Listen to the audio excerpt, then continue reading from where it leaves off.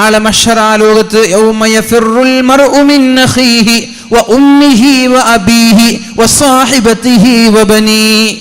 ഉമ്മയ്ക്ക് മക്കളോട് സ്നേഹമുണ്ട്, പക്ഷേ മഹ്ശറാലോകത്ത് ആ സ്നേഹം പ്രകടിപ്പിക്കാൻ ഉമ്മയ്ക്ക് കഴിയില്ല. മുഅ്മിനീങ്ങളെ, ഉപ്പയ്ക്ക് കഴിയില്ല, മക്കൾക്ക് കഴിയില്ല, ഭാര്യയ്ക്ക് കഴിയില്ല, ഭർത്താവിന് കഴിയില്ല. പക്ഷേ ആ സമയത്ത് നമ്മുടെ കൂടെ നിൽക്കുന്നത് ഒരേ ഒരാളാണ്. الشفاعة هب لنا في القيامة مشفقا وهلنا إن ضاع يا سيدي خير النبي. അല്ലാഹുവിന്റെ ഹബീബേ സല്ലല്ലാഹു അലൈഹി വസല്ലം, ആ സമയത്ത് നീ താങ്കൾ ഞങ്ങളുടെ കൂടെ നിന്ന് ഞങ്ങളെ രക്ഷപ്പെടുത്തണേ എന്ന പ്രാർത്ഥനയാണ് നമ്മൾ നമ്മുടെ എല്ലാ മൗലീദിലും നമ്മൾ പാരായണം ചെയ്യുന്നത്. അല്ലാഹുവിന്റെ ഹബീബിന്റെ ശഫാഅത്ത് ലഭിക്കുന്ന മുത്തഖീങ്ങളിൽ അല്ലാഹു നമ്മെ ഉൾപ്പെടുത്തട്ടെ. അതാണ് സൂറത്ത് തൗബയിൽ അവസാനത്തെ ആയത്ത് പറയുന്നത്, ലഖദ് ജാഅകും റസൂലും മിൻ അൻഫുസികും, നിങ്ങൾക്ക് നിങ്ങളിൽ നിന്ന് തന്നെ ഒരു പ്രവാചകനെ ഞാൻ പറഞ്ഞയച്ചു. എന്തിന്? അസീസുൻ അലൈഹി മാ അനിത്തും, നിങ്ങൾക്കൊരു പ്രയാസമുണ്ടാകുന്നത് അള്ളാഹുവിന്റെ ഹബീബിനും പ്രയാസമാണ്. നമ്മുടെ വേദന നമ്മളെക്കാളും അനുഭവിച്ചത് പരിശുദ്ധ റസൂലുള്ളാഹി സല്ലല്ലാഹു അലൈഹി വസല്ലമ തങ്ങളാണ്. എന്നാൽ ഹദീസുൻ അലൈക്കും ബിൽ മുഅ്മിനീന റഊഫുർ റഹീം, നിങ്ങളുടെ വിഷയത്തിൽ മുഅ്മിനീങ്ങളായ സത്യവിശ്വാസികളുടെ വിഷയത്തിൽ ഒരുപാട് താല്പര്യമുള്ള ആളാണ് അള്ളാഹുവിന്റെ ഹബീബ്. നമ്മുടെ നന്മയാണ് ആഗ്രഹിക്കുന്നത്, നമ്മുടെ വിജയമാണ് ആഗ്രഹിക്കുന്നത്, നമ്മോട് കാരുണ്യവും നമ്മോട് വളരെ സ്നേഹവുമുള്ളൊരു പ്രവാചകനെയാണ് നിങ്ങൾക്ക് ഞാൻ പറഞ്ഞയച്ചത് എന്ന് അള്ളാഹുവിന്റെ ഹബീബ് സല്ലല്ലാഹു അലൈഹി വസല്ലമ തങ്ങളെ കുറിച്ച് അള്ളാഹു പരിശുദ്ധ ഖുർആനിൽ പഠിപ്പിക്കുന്നുണ്ട്. ഇനി നബി തങ്ങളുടെ ഒരു പ്രാർത്ഥന, നബി തങ്ങൾ ഉമ്മത്തിന് വേണ്ടി എല്ലാ നിസ്കാരത്തിലും ഒരു ദുആ ചെയ്തിട്ടുണ്ടെന്നാണ്. എല്ലാ നിസ്കാരത്തിലും നമ്മൾ എന്തിനാണ് നബി തങ്ങൾക്ക് സ്വലാത്ത് ചൊല്ലുന്നത്? പരിശുദ്ധ റസൂലുള്ളാഹി സ്വല്ലല്ലാഹു അലൈഹി വസല്ലമ തങ്ങൾ പറഞ്ഞു, നാളെ മഹ്ശറാലോകത്ത് എന്നോട് ഏറ്റവും അടുത്തവൻ എനിക്ക് വേണ്ടി സ്വലാത്ത് ചൊല്ലിയവരാണ്. എന്നോട് ഏറ്റവും അടുത്തവൻ, എൻ്റെ കൂടെ ഇന്ന ഔലന്നാസി ബി യൗമൽ ഖിയാമ, ഖിയാമത്ത് നാളിൽ ഞാനുമായി ഏറ്റവും ബന്ധപ്പെട്ട് കിടക്കുന്നവൻ, എൻ്റെ ശഫാഅത്തിന് അർഹരാകുന്ന ആളുകൾ എനിക്ക് വേണ്ടി ഏറ്റവും കൂടുതൽ സ്വലാത്ത് ചൊല്ലുന്നവരാണ് എന്ന് മുഹമ്മദുർ റസൂലുള്ളാഹി സ്വല്ലല്ലാഹു അലൈഹി വസല്ലം. അപ്പം നബിത്തങ്ങൾക്ക് ഈ സ്വലാത്ത് ചൊല്ലിയത് കൊണ്ട് നബിത്തങ്ങൾക്ക് ഒന്നും കിട്ടാനില്ല, അല്ലേ? അങ്ങനെ തന്നെയല്ലേ? നമ്മൾ സ്വലാത്ത് ചൊല്ലിയത് കൊണ്ട് നബിത്തങ്ങളുടെ മഹത്വം ഇനി വർദ്ധിക്കാനുണ്ടോ? ഉണ്ടോ?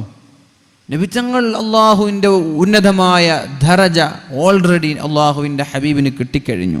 പിന്നെ ഈ സ്വലാത്തിൻ്റെ പിന്നിലുള്ള യുക്തി എന്താണ്?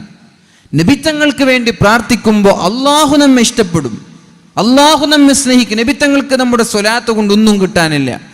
അള്ളാഹു ഇഷ്ടപ്പെട്ട ഒരാളാണ് അള്ളാഹുവിൻ്റെ ഹബീബ് സല്ലല്ലാഹു അലൈഹി വസല്ലം. അള്ളാഹു ഇഷ്ടപ്പെട്ട ഒരാളെ നമ്മൾ ആ വ്യക്തിക്ക് വേണ്ടി പ്രാർത്ഥിക്കുമ്പോൾ അള്ളാഹു നമ്മയും സ്നേഹിക്കും. അപ്പൊ അള്ളാഹുവിൻ്റെ സ്നേഹം നമ്മൾക്ക് ലഭിക്കാൻ വേണ്ടിയാണ് നബിത്തങ്ങൾ സ്വലാത്ത് വർദ്ധിപ്പിക്കാൻ പറഞ്ഞത്. നബിത്തങ്ങൾക്ക് കാര്യമുണ്ടായിട്ടല്ല, ഉമ്മത്തിന് കാര്യമുണ്ടായിട്ടാണ്. നമ്മുടെ കാര്യലാഭമാണ് ഈ സ്വലാത്ത് എന്ന് പറയുന്നത്, നമ്മുടെ കാര്യലാഭമാണ്. നബിത്തങ്ങൾ പറയാണ്, എനിക്ക് വേണ്ടി നിങ്ങൾ ഏറ്റവും കൂടുതൽ സ്വലാത്ത് ചൊല്ലിയാൽ. നബിത്തങ്ങൾ വരുന്ന സദസ്സിലേക്ക് സ്വഹാബാക്കൾ എണീറ്റ് നിൽക്കുന്ന സമയത്ത് നബിത്തങ്ങൾ അതുപോലും ഇഷ്ടപ്പെട്ടിരുന്നില്ല എന്നാണ്. നബിത്തങ്ങൾ വരുമ്പോൾ, ആലിമ്യങ്ങൾ വരുമ്പോൾ എന്ത് ചെയ്യും? നമ്മൾ എണീറ്റ് നിൽക്കും. പക്ഷെ നബിത്തങ്ങൾക്ക് അത് ഇഷ്ടമായിരുന്നില്ല എന്നാണ്. നബിത്തങ്ങൾ അതിനെ പ്രോത്സാഹിപ്പിച്ചിട്ടില്ല എന്ന് വെച്ച് സ്വഹാബാക്കൾ എണീറ്റ് നിന്നിട്ടില്ല എന്നല്ല, അവർ എണീറ്റ് നിന്നിട്ടുണ്ട്. അപ്പൊ ഇങ്ങനെ ഉമ്മത്തിനോട് ഇത്രയും മയത്തോടെ പെരുമാറിയ നബിത്തങ്ങൾ നമ്മോട് സ്വലാത്ത് ഒരുപാട് വർദ്ധിപ്പിക്കണമെന്ന് പറഞ്ഞത് നബിത്തങ്ങൾക്ക് കാര്യലാഭമുണ്ടായിട്ടല്ല, അത് നമ്മുടെ കാര്യലാഭമാണ്. എന്താണ് അതുകൊണ്ട് നമ്മൾക്ക് നേട്ടം? അള്ളാഹുവിൻ്റെ ഇഷ്ടക്കാരനായി മാറാൻ നമ്മൾക്ക് സാധിക്കും. അള്ളാഹു തൗഫീഖ് ചെയ്യട്ടെ. ആയിഷ ബീവി റളിയല്ലാഹു അൻഹ അള്ളാഹുവിൻ്റെ ഹബീബ് സല്ലല്ലാഹു അലൈഹി വസല്ലമ തങ്ങളുടെ പ്രസന്നമായ മുഖം കണ്ടപ്പോൾ ഒരു കാര്യം ആവശ്യപ്പെടാണ്. നമ്മുടെയൊക്കെ ഭാര്യമാർ അങ്ങനെയാണ്, അല്ലേ? നല്ലൊരു സന്തോഷമുള്ള സമയം കാണുമ്പോൾ ഭാര്യമാർ പതുക്കെ വന്നിട്ട് എനിക്ക് അത് വാങ്ങിച്ചു തരുമോ, ഇത് വാങ്ങിച്ചിട്ട് തരുമോ എന്നൊക്കെ ചോദിക്കും. നല്ല ദേഷ്യമുള്ള സമയമാണ്, അങ്ങനെ ഉണ്ടാവില്ല, നല്ല ചുടിച്ചു നിൽക്കുന്ന സമയത്ത് പ്രത്യേകിച്ചിട്ടൊന്നും വാങ്ങിച്ചു തരാൻ പറയൂല, കാരണം ഒന്നും കിട്ടൂല എന്ന് ഉറപ്പാണ്. അപ്പോൾ നമ്മൾ നല്ലൊരു ഹാപ്പിയായി ഫ്രീ ആയൊരു സമയത്ത് നമുക്ക് അവിടെ പോയാലെന്തേ, പർച്ചേസ് ചെയ്യാൻ വേണ്ടി പോയാലെന്തേ, നമ്മൾക്കൊരു സ്വർണം വാങ്ങിച്ചാലെന്തേ, അങ്ങനെയൊക്കെ ഭാര്യമാരെ ചോദിക്കും. അതേപോലെ അള്ളാഹുവിൻ്റെ ഹബീബായ റസൂലുള്ളാഹി സ്വല്ലല്ലാഹു അലൈഹി വസല്ലമ തങ്ങളുടെ ആ പ്രസന്നമായ മുഖം കണ്ടപ്പോൾ മഹദിയായ ആയിഷ ബീവി റളിയല്ലാഹു അൻഹ അള്ളാഹുവിൻ്റെ ഹബീബിനോട് ചോദിച്ചു, യാ റസൂലല്ലാഹ്, അള്ളാഹുവിൻ്റെ ഹബീബേ, ഉദ്ഉല്ലാഹ ലി, എനിക്ക് വേണ്ടി അങ്ങ് ദുആ ചെയ്യുമോ, എനിക്ക് വേണ്ടി അള്ളാഹുവിനോട് അങ്ങ് പ്രാർത്ഥിക്കുമോ നബിയെ എന്ന് ചോദിച്ചു. എനിക്ക് വേണ്ടി നബി തങ്ങളെ ഒന്ന് ദുആ ചെയ്യുമോ? ആയിഷ ബീവിക്ക് ചോദിക്കാനുള്ളത് അതാണ്. നമ്മൾക്ക് ചോദിക്കാനുള്ളത് ചൂരിദാറും സ്വർണവും കൈച്ചെയിനും കാൽ ചെയിനൊക്കെയാണ്, റിങ്ങൊക്കെയാണ്. എന്നാൽ ആയിഷ ബീവിക്ക് ചോദിക്കാനുള്ള, നബി എനിക്ക് വേണ്ടി അള്ളാഹുവിനോടൊന്ന് ദുആ ചെയ്യുമെന്ന് ചോദിച്ചു. അപ്പോൾ നബി തങ്ങൾ ദുആ ചെയ്യാൻ എന്ത്, اللهم اغفر لعائشة ما تقدم من ذنبها وما تأخر وما أسرت وما أعلنت. അല്ലാഹുവേ, എൻ്റെ പ്രിയപ്പെട്ട പത്നിയായ ആയിഷ ബീവിയുടെ എല്ലാ കഴിഞ്ഞുപോയ ദോഷങ്ങളും നീ പുറത്തു കൊടുക്കണേ അല്ലാ. വരാനിരിക്കുന്ന എല്ലാ പാപങ്ങളും നീ പുറത്തു കൊടുക്കണേ അല്ലാ. ആയിഷ ബീവി രഹസ്യമായി ചെയ്ത തെറ്റുകൾ നീ പുറത്തു കൊടുക്കണേ അല്ലാ. പരസ്യമായി ചെയ്ത എല്ലാ ചിന്മകൾക്കും നീ മാപ്പ് നൽകണേ അല്ലാ എന്ന് മഹദിയായ ആയിഷ ബീവിക്ക് വേണ്ടി അള്ളാഹുവിന്റെ ഹബീബ് ദുആ ചെയ്തപ്പോൾ ആയിഷ ബീവിക്ക് സന്തോഷമായി. ഫളഹികത്, ആയിഷ ബീവി ചിരിച്ചു. ചിരിച്ചു എന്ന് മാത്രമല്ല, ചിരി കാരണം നിയന്ത്രണം നഷ്ടപ്പെട്ടു എന്നാണ്. ചിരിച്ച് ചിരിച്ച് ചിരിച്ച് നബി തങ്ങളുടെ മടിത്തട്ടിലേക്ക് വീണു. സന്തോഷത്തിന്റെ ആധിക്യം കൊണ്ട് ആയിഷ ബീവി ചിരിച്ചുകൊണ്ട് നബി തങ്ങളുടെ മടിത്തട്ടിലേക്ക് വീഴുകയാണ്. فضحكت عائشة رضي الله عنها حتى سقط رأسها في حجرها. മഹദിയായ ആയിഷ ബീവി റളിയല്ലാഹു അൻഹ ചിരിച്ചുകൊണ്ട് മടിത്തട്ടിലേക്ക് വീഴുകയാണ്. فقال لها رسول الله, അല്ലാഹുവിന്റെ ഹബീബ് ചോദിച്ചു, ആയിഷ അയസുറുകി ദുആഇ, എൻ്റെ ഈ പ്രാർത്ഥന നിന്നെ സന്തോഷിപ്പിച്ചോ ആയിഷ? എൻ്റെ ദുആ കാരണം നീ സന്തോഷിച്ചോ ആയിഷ എന്ന് ചോദിച്ചു. അപ്പോഴാണ് ആയിഷ ബീവി ചോദിക്കുന്നത്, മാലീ ലാ യസുറുനി ദുആഉക്, നബിയേ നിങ്ങളുടെ ദുആയിൽ എങ്ങനെയാണ് നബിയെ ഞാൻ സന്തോഷിക്കാതിരിക്കുക? അങ്ങനൊരു പ്രാർത്ഥനയാണല്ലോ നിങ്ങൾ എനിക്ക് വേണ്ടി പ്രാർത്ഥിച്ചത്. എന്തൊരു ദുആയാണ് നബിയെ! കഴിഞ്ഞു പോയത്, വരാനിരിക്കുന്നത്, രഹസ്യമായി ചെയ്തത്, പരസ്യമായി ചെയ്തത്, ഇതെല്ലാം പുറത്തു തരണമെന്ന് നിങ്ങൾ ദുആ ചെയ്താൽ ഞാൻ മരണപ്പെടുന്ന സമയത്ത് ഒരു ദോഷമെങ്കിലും എനിക്ക് ബാക്കിയുണ്ടാകുമോ നബിയെ? എന്തൊരു ദുആയാണത്! എങ്ങനെ ഞാൻ സന്തോഷിക്കാതിരിക്കും? അപ്പോഴാണ് മുഹമ്മദുർ റസൂലുള്ളാഹി സ്വല്ലല്ലാഹു അലൈഹി വസല്ലമ തങ്ങൾ പറഞ്ഞത്, ആയിഷ ആയിഷ, എന്നാൽ നീ കേട്ടോ, വല്ലാഹി ഇന്നഹാ ലദഅവതി ലിഉമ്മതി ഫീ കുല്ലി സ്വലാഹ്. ആയിഷ ബീവി, വല്ലാഹി, അല്ലാഹുവാണേ സത്യം, ഇതാണ് ഞാൻ എൻ്റെ ഉമ്മത്തിന് വേണ്ടി, എൻ്റെ സമുദായത്തിന് വേണ്ടി, എൻ്റെ ശേഷം വരുന്ന മുസ്ലിമീങ്ങൾക്ക് വേണ്ടി എല്ലാ നിസ്കാരത്തിലും ഞാൻ ഇതേ ഒരു ദുആ ചെയ്യുന്നുണ്ട് എന്ന് മുഹമ്മദുർ റസൂലുള്ളാഹി സ്വല്ലല്ലാഹു അലൈഹി വസല്ലം നമ്മൾക്ക് വേണ്ടി, ഇവിടെ കൂടിയിരിക്കുന്ന നമ്മൾക്കൊക്കെ വേണ്ടി അള്ളാഹുവിൻ്റെ ഹബീബ് ദുആ ചെയ്യുന്നുണ്ട്. ഇൻഷാ അല്ലാഹ് അതുകൊണ്ട് നമ്മൾക്ക് നാളെ രക്ഷപ്പെടുമെന്ന് പ്രതീക്ഷിക്കാം. സ്നേഹം അമലിനേക്കാളും പ്രധാനമാണ്. അത് നമ്മൾ മനസ്സിലാക്കണം. അമല് കൊണ്ട് രക്ഷപ്പെട്ടുകൊള്ളണമെന്നില്ല, പക്ഷെ സ്നേഹം കൊണ്ട് നമ്മൾ രക്ഷപ്പെടും. സ്വഹാബാക്കളൊക്കെ സ്നേഹിക്കുന്നവരായിരുന്നു. അവർക്കതിൻ്റെ കൂടെ അമലുണ്ടായിരുന്നു. എന്നാലും സ്നേഹത്തിനാണ് അവർ മുൻഗണന നൽകിയത്. സ്നേഹം വളരെ പ്രധാനമാണ്, അല്ലേ? അമലൊന്നുമില്ല എന്ന് വിചാരിക്കുക. നിങ്ങൾ ആരും അമല് ചെയ്തില്ല, അങ്ങനെ വിചാരിക്കുക, അങ്ങനെ സങ്കല്പിക്കുക. അമലൊന്നും നമ്മുടെ കയ്യിലില്ല. പക്ഷെ നമ്മൾ നബിതങ്ങളെ ആത്മാർത്ഥമായി നമ്മൾ സ്നേഹിച്ചു. സ്നേഹിക്കുമ്പോൾ അമല് വരും, അത് വേറെ വിഷയമാണ്. നബിതങ്ങളെ സ്നേഹിക്കുമ്പോൾ നബിതങ്ങൾ പറഞ്ഞതുപോലെ നമ്മൾ ജീവിക്കും.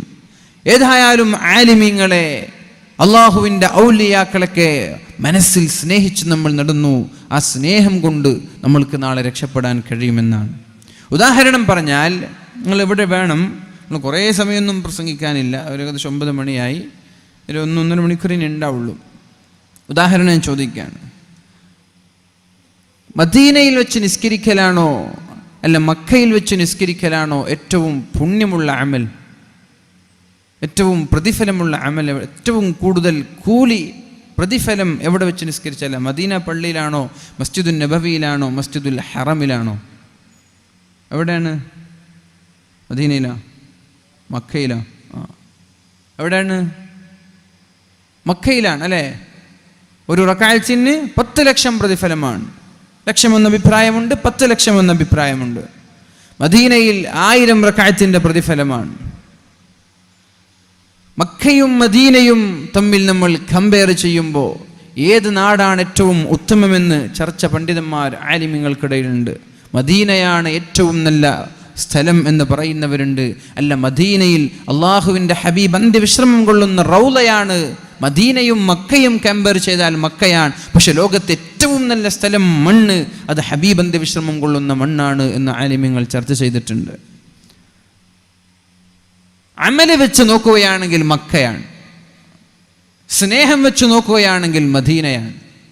ഇതൊരു ക്ലോസ്ഡ് ഓഡിറ്റോറിയം ആയതുകൊണ്ട് നമ്മൾക്ക് ഇങ്ങനെ ഒരു ക്ലാസ് സ്റ്റൈൽ പ്രസംഗിക്കൽ ഏറ്റവും നല്ലത്. ഇങ്ങനെ ചറപറാന്ന് പോയിട്ടുള്ള കാര്യമൊന്നുമില്ല അല്ലേ? അങ്ങനെ തന്നെ നല്ലത്. നിങ്ങൾക്ക് ഉറക്കം വരുന്നുണ്ടോ മാത്രം പറഞ്ഞാൽ മതി. ഇത് ഏറ്റവും സൗകര്യമാണ് ഇത്തരം സദസ്സുകൾ. മറ്റേ നമ്മുടെ റോഡ് സൈഡിലുള്ള സദസ്സിനേക്കാളൊക്കെ ഏറ്റവും പുണ്യം ഇതാണ്. ഇൻഷാ അല്ലാഹ്, അല്ലാഹു ഖൈറാക്കട്ടെ. മദീനയാണോ മക്കയാണോ ഏറ്റവും നല്ലതെന്ന് ചോദിച്ചാൽ അമല് വെച്ച് നോക്കുമ്പോൾ മക്കയാണ്. കാരണം ഒരു റക്അത്തിന് 10 ലക്ഷം റക്അത്തിന്റെ പ്രതിഫലം മക്കയിലുണ്ട്. പിന്നെയോ മക്കയിൽ വേറെന്താ ഉള്ളത്? കഅബയുണ്ട്. കഅബയെ നോക്കിയിരിക്കൽ പുണ്യമാണ്. കഅബയെ നോക്കിയിരിക്കൽ പുണ്യമാണ്. മക്കയിലുണ്ടെങ്കിൽ ത്വവാഫ് ചെയ്യാം. നമ്മൾക്ക് ത്വവാഫ് ചെയ്താൽ അതിനുള്ള പ്രതിഫലം എന്താ? അള്ളാഹുവിന് വേണ്ടി 7 ത്വവാഫ് ചെയ്യാണ്. കഅബയുടെ ചുറ്റും നമ്മൾ ചുറ്റാണ്, അതിന് പ്രതിഫലമുണ്ട്. നമ്മുടെ പാപങ്ങൾ പൊറുക്കപ്പെടും. ഉംറ ചെയ്യാം. ആയിഷ പള്ളിയിൽ പോയി ഇഹ്റാം കെട്ടി ഉംറ ചെയ്യാം. ഒരു ഉംറ മുതൽ അടുത്ത ഉംറ വരെയുള്ള സമയം നമ്മൾ ചെയ്യുന്ന തെറ്റുകൾ അള്ളാഹു പുറത്തു തരുമെന്നാണ്. അഥവാ നമ്മൾ ഈ വർഷം ഒരു ഉംറ ചെയ്തു, അടുത്ത വർഷം വീണ്ടും പോയി നമ്മൾ ഉംറ ചെയ്യാൻ. അപ്പോൾ ഈ വർഷത്തിൻ്റെയും ആ അടുത്ത വർഷം ചെയ്യുന്ന ആ ഒരു വർഷക്കാലയളവിൽ നമ്മളിൽ നിന്നുണ്ടാകുന്ന ചെറിയ ചെറിയ ദോഷങ്ങളൊക്കെ തൗബയുടെ ആവശ്യം പോലുമില്ലാതെ അള്ളാഹു നമ്മൾക്ക് പുറത്തു തരുമെന്നാണ്. ഉംറയുണ്ട്, ഹജ്ജുണ്ട്, മഖാമു ഇബ്രാഹിം ഉണ്ട്, അതേപോലെ ഹജറുൽ അസ്വദ് ഉണ്ട്, ദുആഇൻ ഇജാബത്തുള്ള സ്വർണ്ണ പാത്തിയുണ്ട്, മുൽത്തസമുണ്ട്, കഅബയുടെ വാതിലുണ്ട്, റുക്നുൽ യമാനിയുണ്ട്, നമ്മുടെ സംസം വെള്ളം നിലനിൽക്കുന്ന സ്ഥലമുണ്ട്. ചുരുക്കി പറഞ്ഞാൽ ഹിജ്ർ ഇസ്മായിലുണ്ട്. ചുരുക്കി പറഞ്ഞാൽ നന്മയുടെ കേന്ദ്രമാണ് മക്ക എന്ന് പറയുന്നത്. എന്നാൽ നമ്മളൊക്കെ ആഗ്രഹിക്കുന്നത് മക്കയിൽ നിൽക്കാനല്ല, മദീനയിൽ നിൽക്കാനാണ് അല്ലേ? നമ്മളൊക്കെ മരണപ്പെടാൻ ആഗ്രഹിക്കുന്നത് എവിടെ? മദീനയിൽ. നമ്മളൊക്കെ ഒരുപാട് കാലം ഇവിടെ വീടെടുത്ത് താമസിക്കണമെന്ന് ആഗ്രഹിക്കുന്നത് എവിടെ? മദീനയിൽ. എന്തുകൊണ്ട്? അത് സ്നേഹമാണ്.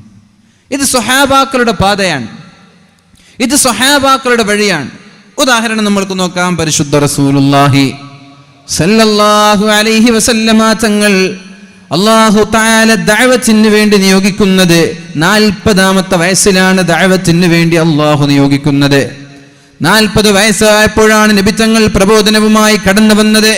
പർവ്വതത്തിന്റെ മുകളിൽ കയറി നബി തങ്ങൾ ചോദിച്ച ചോദ്യം നമ്മൾക്കറിയാം. ഈ പർവ്വതത്തിന്റെ പിന്നാലെ ഒരു സൈന്യം നിങ്ങളെ ആക്രമിക്കാൻ വരുന്നു എന്ന് ഞാൻ പറഞ്ഞാൽ നിങ്ങൾ വിശ്വസിക്കുമോ ഇല്ലയോ? അവർ പറഞ്ഞ മറുപടി, ഞങ്ങൾ വിശ്വസിക്കുമെന്ന് ഉറപ്പല്ല നബിയെ. ഇന്നേ വരെ നിങ്ങളുടെ ജീവിതത്തിൽ ഒരു നുണ നിങ്ങൾ പറഞ്ഞിട്ടില്ല. ഷുവർ, നിങ്ങളെ കൊണ്ട് ഞങ്ങൾ വിശ്വസിക്കും. അപ്പോഴാണ് അള്ളാഹുവിന്റെ ഹബീബ് പറഞ്ഞത്, അല്ലാഹുവല്ലാതെ മറ്റൊരു ഇലാഹില്ല, ഞാൻ അള്ളാഹുവിന്റെ ദൂതനാണ് എന്ന് നിങ്ങൾ വിശ്വസിക്കണം. ഇത് പറയുമ്പോഴല്ലയോ മക്കക്കാരായ മുശ്രിക്കീങ്ങൾക്ക് അള്ളാഹുവിന്റെ ഹബീബിനോട് ശത്രുത തുടങ്ങിയത്. ഈ ലാ ഇലാഹ ഇല്ലല്ലാഹ് മുഹമ്മദുർ റസൂലുള്ളാഹ് എന്ന് പറഞ്ഞതിന്റെ പേരിലല്ലയോ മഹാനായ ബിലാൽ തങ്ങളെ നഗ്നനാക്കി ചുട്ടുകൊഴുത്ത മരുഭൂമിയിലൂടെ വലിച്ചു കൊണ്ടുപോയി ശരീരത്തിലേക്ക് പാറക്കൂട്ടങ്ങൾ വലിച്ചിഴച്ചു വെച്ചത്. ദാഹിച്ചു വലയുന്ന ബിലാൽ തങ്ങളുടെ വായയിലേക്ക് മൂത്രമൊഴിച്ചു കൊടുത്തത്.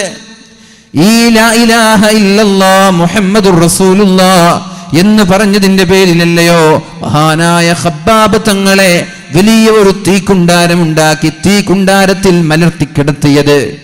അത് പോരാഞ്ഞിട്ട് നെഞ്ചത്തേക്ക് ചവിട്ടിയത്. ബോധം നഷ്ടപ്പെട്ടപ്പോൾ ആ തീക്കുണ്ടാരത്തിൽ നിന്നെടുത്ത് പുറത്തേക്ക് വലിച്ചെറിഞ്ഞത്. ഇതൊക്കെ ലാ ഇലാഹ ഇല്ലല്ലാഹ് മുഹമ്മദുർ റസൂലുള്ളാഹ് എന്ന് പറഞ്ഞതിന്റെ പേരിലല്ലയോ? ഇത് പറയുന്നത് വരെ അള്ളാഹുവിന്റെ ഹബീബിനെ അവർക്ക് ഇഷ്ടമായിരുന്നു.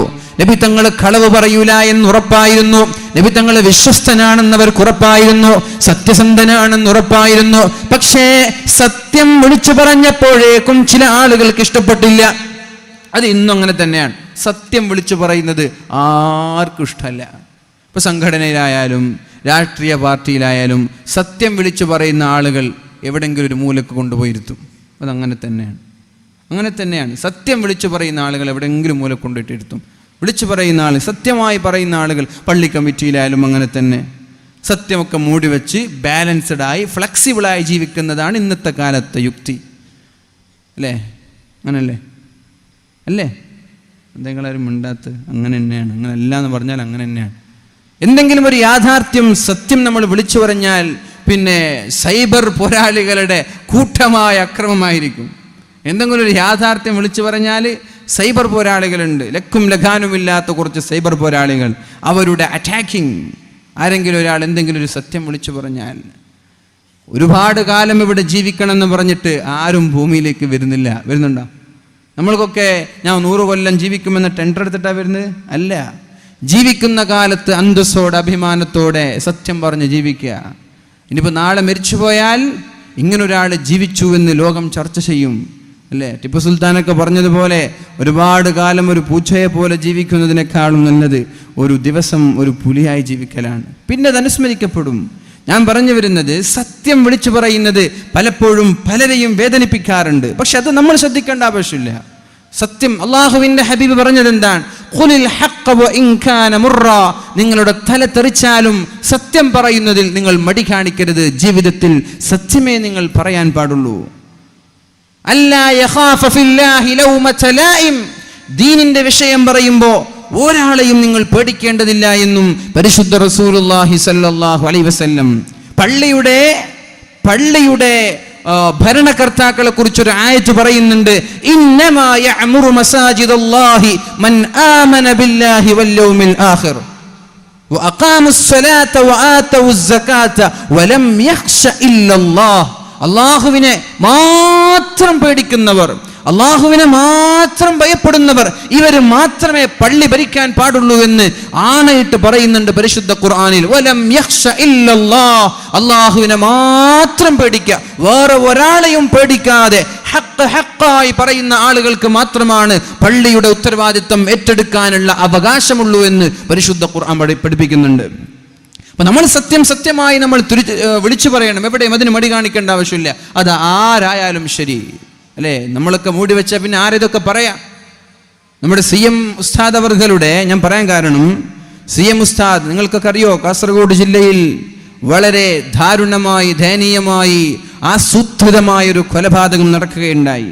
അതുമായൊരു ബന്ധപ്പെട്ട വിഷയം കാസർഗോഡ് ജില്ലയിൽ ചർച്ച ചെയ്തപ്പോൾ പലരും പല രീതിയിൽ പ്രതികരിക്കുകയുണ്ടായി. ആ ഒരു വിഷയവുമായി ബന്ധപ്പെട്ട് ഞാൻ പറയാണ്. നമ്മൾ പറയേണ്ടത് പറയണം. പിന്നെ ആരാ ഇത് പറയാ? 9 വർഷക്കാലമായി സമസ്ത കേരള ജംഇയ്യത്തുൽ ഉലമയുടെ കരുത്തനായ വൈസ് പ്രസിഡന്റ് വളരെ ദാരുണമായി, നിഷ്ഠൂരമായി, ദയനീയമായി, ആസൂത്രിതമായി കൊല ചെയ്യപ്പെട്ടത്. ഇന്നും നീതിക്ക് വേണ്ടി ഊണും ഉറക്കുമില്ലാതെ കരങ്ങിക്കലഞ്ഞ കണ്ണുമായി കുടുംബം വിശ്രമമില്ലാതെ ഓടിക്കൊണ്ടിരിക്കുകയാണ്. ആത്മഹത്യ എന്ന് വിശ്വസിക്കാൻ നമ്മൾക്ക് കഴിയോ? സമസ്ത കേരള ജംഇയ്യത്തുൽ ഉലമയുടെ മുഷാവറ അംഗങ്ങളിൽപ്പെട്ട ഒരാൾ ആത്മഹത്യ ചെയ്യുമെന്ന് വിശ്വസിക്കാൻ സമസ്തയെ സ്നേഹിക്കുന്ന നമ്മൾക്ക് കഴിയോ? ഷംസുൽ ഉലമയും കണ്ണിയത്ത് ഉസ്താദും വർക്കൽ മുല്ലക്കോയ തങ്ങളും സ്ഥാപിച്ച ഈ മഹത്തായ പ്രസ്ഥാനത്തിൽ ആത്മഹത്യ ചെയ്യുന്ന ഒരാൾ വൈസ് പ്രസിഡന്റായി നിൽക്കുമെന്ന് നിങ്ങൾക്ക് വിശ്വസിക്കാൻ കഴിയുന്നുണ്ടോ? ഉണ്ടോ? CBIയുടെ റിപ്പോർട്ട് നമ്മളൊന്ന് ഇരുന്ന് വായിച്ചാൽ മതി. അതിന്റെ വൈരുദ്ധ്യങ്ങൾ കൊണ്ട് തന്നെ ഇത് ആത്മഹത്യയല്ല, കൊലപാതകമാണെന്നും CBI ചെയ്തതൊരു പൊറാട്ട് നാടകമാണെന്നും നമ്മൾക്ക് തിരിച്ചറിയാൻ ഇതിനേക്കാളപ്പുറം വേറെ ഒന്നും ആവശ്യമില്ല. എൻ്റെ പ്രിയപ്പെട്ട മുഅ്മിനീങ്ങളോട് ഇതൊരു കാസർഗോഡ് ജില്ലക്കാരുടെ വികാരമായി നിങ്ങൾ ഒതുക്കരുത്. ഇത് കേരളക്കരയിൽ സമസ്തയെ സ്നേഹിക്കുന്ന സുന്നത്ത് ജമാഅത്തിന്റെ ഓരോ പ്രവർത്തകരുടെയും വികാരമായി മാറണം. ഇറങ്ങണം നമ്മൾ സമരമുഖത്തേക്ക്. ഈ മഹാനായ CM ഉസ്താദിന്റെ ഘാതകരെ വെളിച്ചത്ത് കൊണ്ടുവരുന്നത് വരെ വിശ്രമമില്ലാതെ പോരാടാൻ നമ്മൾക്ക് കഴിയണം. നമ്മൾക്ക് മനസ്സിലായിട്ടില്ല അദ്ദേഹം ആരാണെന്ന്. കാസർഗോഡ് ജില്ലയിലെ വടക്കേ ഭാഗത്ത് മലബാറിലായതുകൊണ്ട് അദ്ദേഹത്തിന്റെ മഹത്വം തിരിച്ചറിയാത്തത് കൊണ്ടാണ്. അതുകൊണ്ട് ഇറങ്ങണം, നമ്മൾ അദ്ദേഹത്തെ കുറിച്ച് പഠിക്കണം. ഇത് ആത്മഹത്യയല്ല എന്ന് ലോകത്തിന് മുമ്പിൽ വിളിച്ചു പറയണം. ഘാതകരെ നമ്മൾ വിളിച്ചിട്ട് കൊണ്ടുവരണം ഇൻഷാ അല്ലാഹ്, താമസിയാതെ. അതിന്റെ പിന്നിൽ കളിച്ച ഏത് പണച്ചാക്കുകളും ഏത് അധികാരമോഹികളും അധികാരത്തിലിരിക്കുന്ന ഏത് സ്ഥാനക്കാരായാലും ശരി ഇൻഷാ അല്ലാഹ് വെളിച്ചത്ത് കൊണ്ടുവരും. അതിനുവേണ്ടി മരണം വരെ നമ്മൾ പരിശ്രമിക്കുകയും ചെയ്യും. അല്ലാഹു തൗഫീഖ് ചെയ്ത് അനുഗ്രഹിക്കട്ടെ. നിങ്ങളൊക്കെ വേണം കൂടെ. നിങ്ങളിങ്ങനെ ഞങ്ങൾ തിരൂരുകാരാണ്, കാസർഗോട്ടുകാരുടെ വിഷയത്തിൽ നമ്മളെന്തിനാ ബന്ധപ്പെടുന്നതെന്ന് നിങ്ങളങ്ങനെ വിചാരിക്കരുത്. ഇതൊരു മാനുഷിക പ്രശ്നമാണ്, അല്ലേ? ജീവിക്കാനുള്ള മനുഷ്യൻ്റെ അവകാശത്തിനെതിരെയുള്ള പച്ചയായ ധ്വംസനമാണിത്, അല്ലേ? സമസ്തയുടെ വൈസ് പ്രസിഡന്റ് കൊല്ലപ്പെട്ടു എന്ന് പറഞ്ഞാൽ പിന്നെ നമ്മൾക്കൊക്കെ എന്ത് എന്ത് എന്ത് വിശ്വാസത്തിൽ നമ്മളൊക്കെ ജീവിക്കുക? സമസ്തയുടെ വൈസ് പ്രസിഡന്റ് കൊല്ലപ്പെട്ടിട്ട് ആത്മഹത്യയാണെന്ന് ചിത്രീകരിച്ചിട്ട് നമ്മളൊക്കെ എന്ത് ധൈര്യത്തിലേന് ജീവിക്കുക? അതുകൊണ്ട് ഇൻഷാ അല്ലാഹ് നിങ്ങൾക്ക് ഈ വിഷയം നെഞ്ചിലേറ്റുകയും നിങ്ങളുടെയൊക്കെ പൂർണ്ണമായ സപ്പോർട്ടും അതിനു വേണ്ടിയിട്ടുള്ള പ്രാർത്ഥനയും ഉണ്ടാവണമെന്ന് ഞാൻ സാന്ദർഭികമായി ഉണർത്തുകയാണ്. പരിശുദ്ധ റസൂലുള്ളാഹി സ്വല്ലല്ലാഹു അലൈഹി വസല്ലം, അല്ലാഹുവിൻ്റെ ഹബീബ് സ്വല്ലല്ലാഹു അലൈഹി വസല്ലം സത്യം വിളിച്ചു പറഞ്ഞപ്പോഴാണ് ജനങ്ങൾക്ക് കണ്ണിലെ കരടായി മാറിയത്.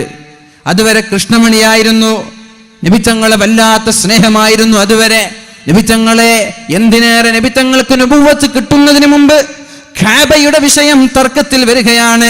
കഅബയിൽ ഹജറുൽ അസ്വദ് ആരാണതിൻ്റെ സ്ഥലത്തേക്ക് മാറ്റിവെക്കുക എന്നൊരു ചർച്ചാ വിഷയം വന്നപ്പോൾ അവിടെ വലിയൊരു യുദ്ധത്തിന് കാരണമായി. വലിയൊരു പടക്കളം, വലിയൊരു യുദ്ധക്കളം ഉണ്ടാവാനുള്ള സാധ്യതയുണ്ടായി.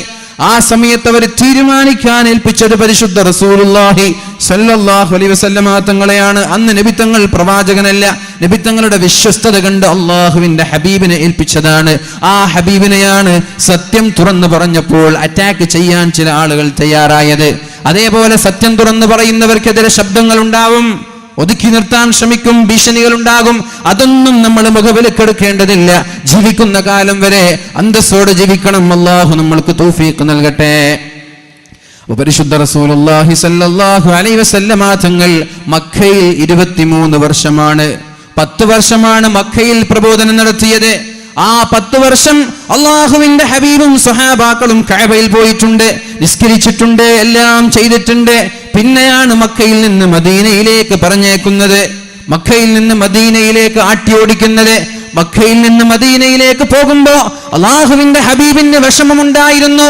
ഗൾഫ് നാട്ടിൽ നിന്ന് ഗൾഫിലേക്ക് പോകുമ്പോൾ നമ്മൾക്കുണ്ടാകുന്ന ഒരു വിഷമമുണ്ട്. നമ്മുടെ കണ്ണിൽ നിന്ന് ഇറ്റി വീഴാറുള്ള കണ്ണുനീർത്തുള്ളികൾ നമ്മുടെ നാടിനോട് നമ്മൾക്കുള്ള സ്നേഹമാണത്. അതേപോലെ അള്ളാഹുവിന്റെ ഹബീബ് മക്കയിൽ നിന്ന് മദീനയിലേക്ക് പോകുമ്പോൾ മക്കയിലേക്ക് തിരിഞ്ഞിട്ട് പറയുന്നുണ്ട്, അള്ളാഹുവേ, ഈ മക്കയെ എനിക്കിഷ്ടമാണ് റബ്ബേ, അതേപോലെ എനിക്ക് മദീനയോടും നീ സ്നേഹവും ഇഷ്ടവും തരണേ അല്ലാ. മക്കയെ ഞാൻ ഇഷ്ടപ്പെട്ടതുപോലെ മദീനയെ ഇഷ്ടപ്പെടാൻ നീ എനിക്ക് ആ ഒരു സ്നേഹം എൻ്റെ മനസ്സിലേക്ക് തരണേ എന്ന് ദുആ ചെയ്തിട്ടാണ് മദീനയിൽ പോകുന്നത്. പിന്നെ എന്തുണ്ടായി? 13 വർഷക്കാലം അള്ളാഹുവിന്റെ ഹബീബ് സല്ലല്ലാഹു അലൈഹി വസല്ലം മദീനയിൽ ദഅവത്ത് നടത്തുകയാണ്, മദീനയിൽ പ്രബോധനം നടത്തുകയാണ്, മദീനയിൽ ദഅവത്ത് നടത്തുകയാണ്, മദീനയിൽ പ്രബോധനം നടത്തുകയാണ്. അതുകൊണ്ട് അങ്ങനെ 13 വർഷം കാലം അള്ളാഹുവിന്റെ ഹബീബും മഹാന്മാരായ സ്വഹാബാക്കളും മദീനയിൽ നിൽക്കുന്നുണ്ട്. പിന്നെ മദീനയിലെത്തി ഒരു 7 വർഷം കഴിഞ്ഞപ്പോഴല്ലേ അള്ളാഹുവിന്റെ ഹബീബ് മക്കയിലേക്ക് തിരിച്ചു വരുന്നത്. എന്റെ വിഷയം ശ്രദ്ധിക്കണേ. നബിതങ്ങളും സഹാബാക്കളും മക്കയിലെത്തി, മക്കയിൽ നിന്ന് മദീന പോയി, മദീനയിൽ നിന്ന് വീണ്ടും മക്കയിലെത്തി. മക്കയിലാണ് കഅബയുള്ളത്. തവാഫ് ചെയ്യാം, ഉംറ ചെയ്യാം, ഹജ്ജ് ചെയ്യാം. ഹജ്ജ് എന്ന് പറഞ്ഞാൽ എന്താണ്? അൽ ഹജ്ജുൽ മബ്റൂർ ലൈസ ലഹു ജസാഉൻ ഇല്ലൽ ജന്നഹ്.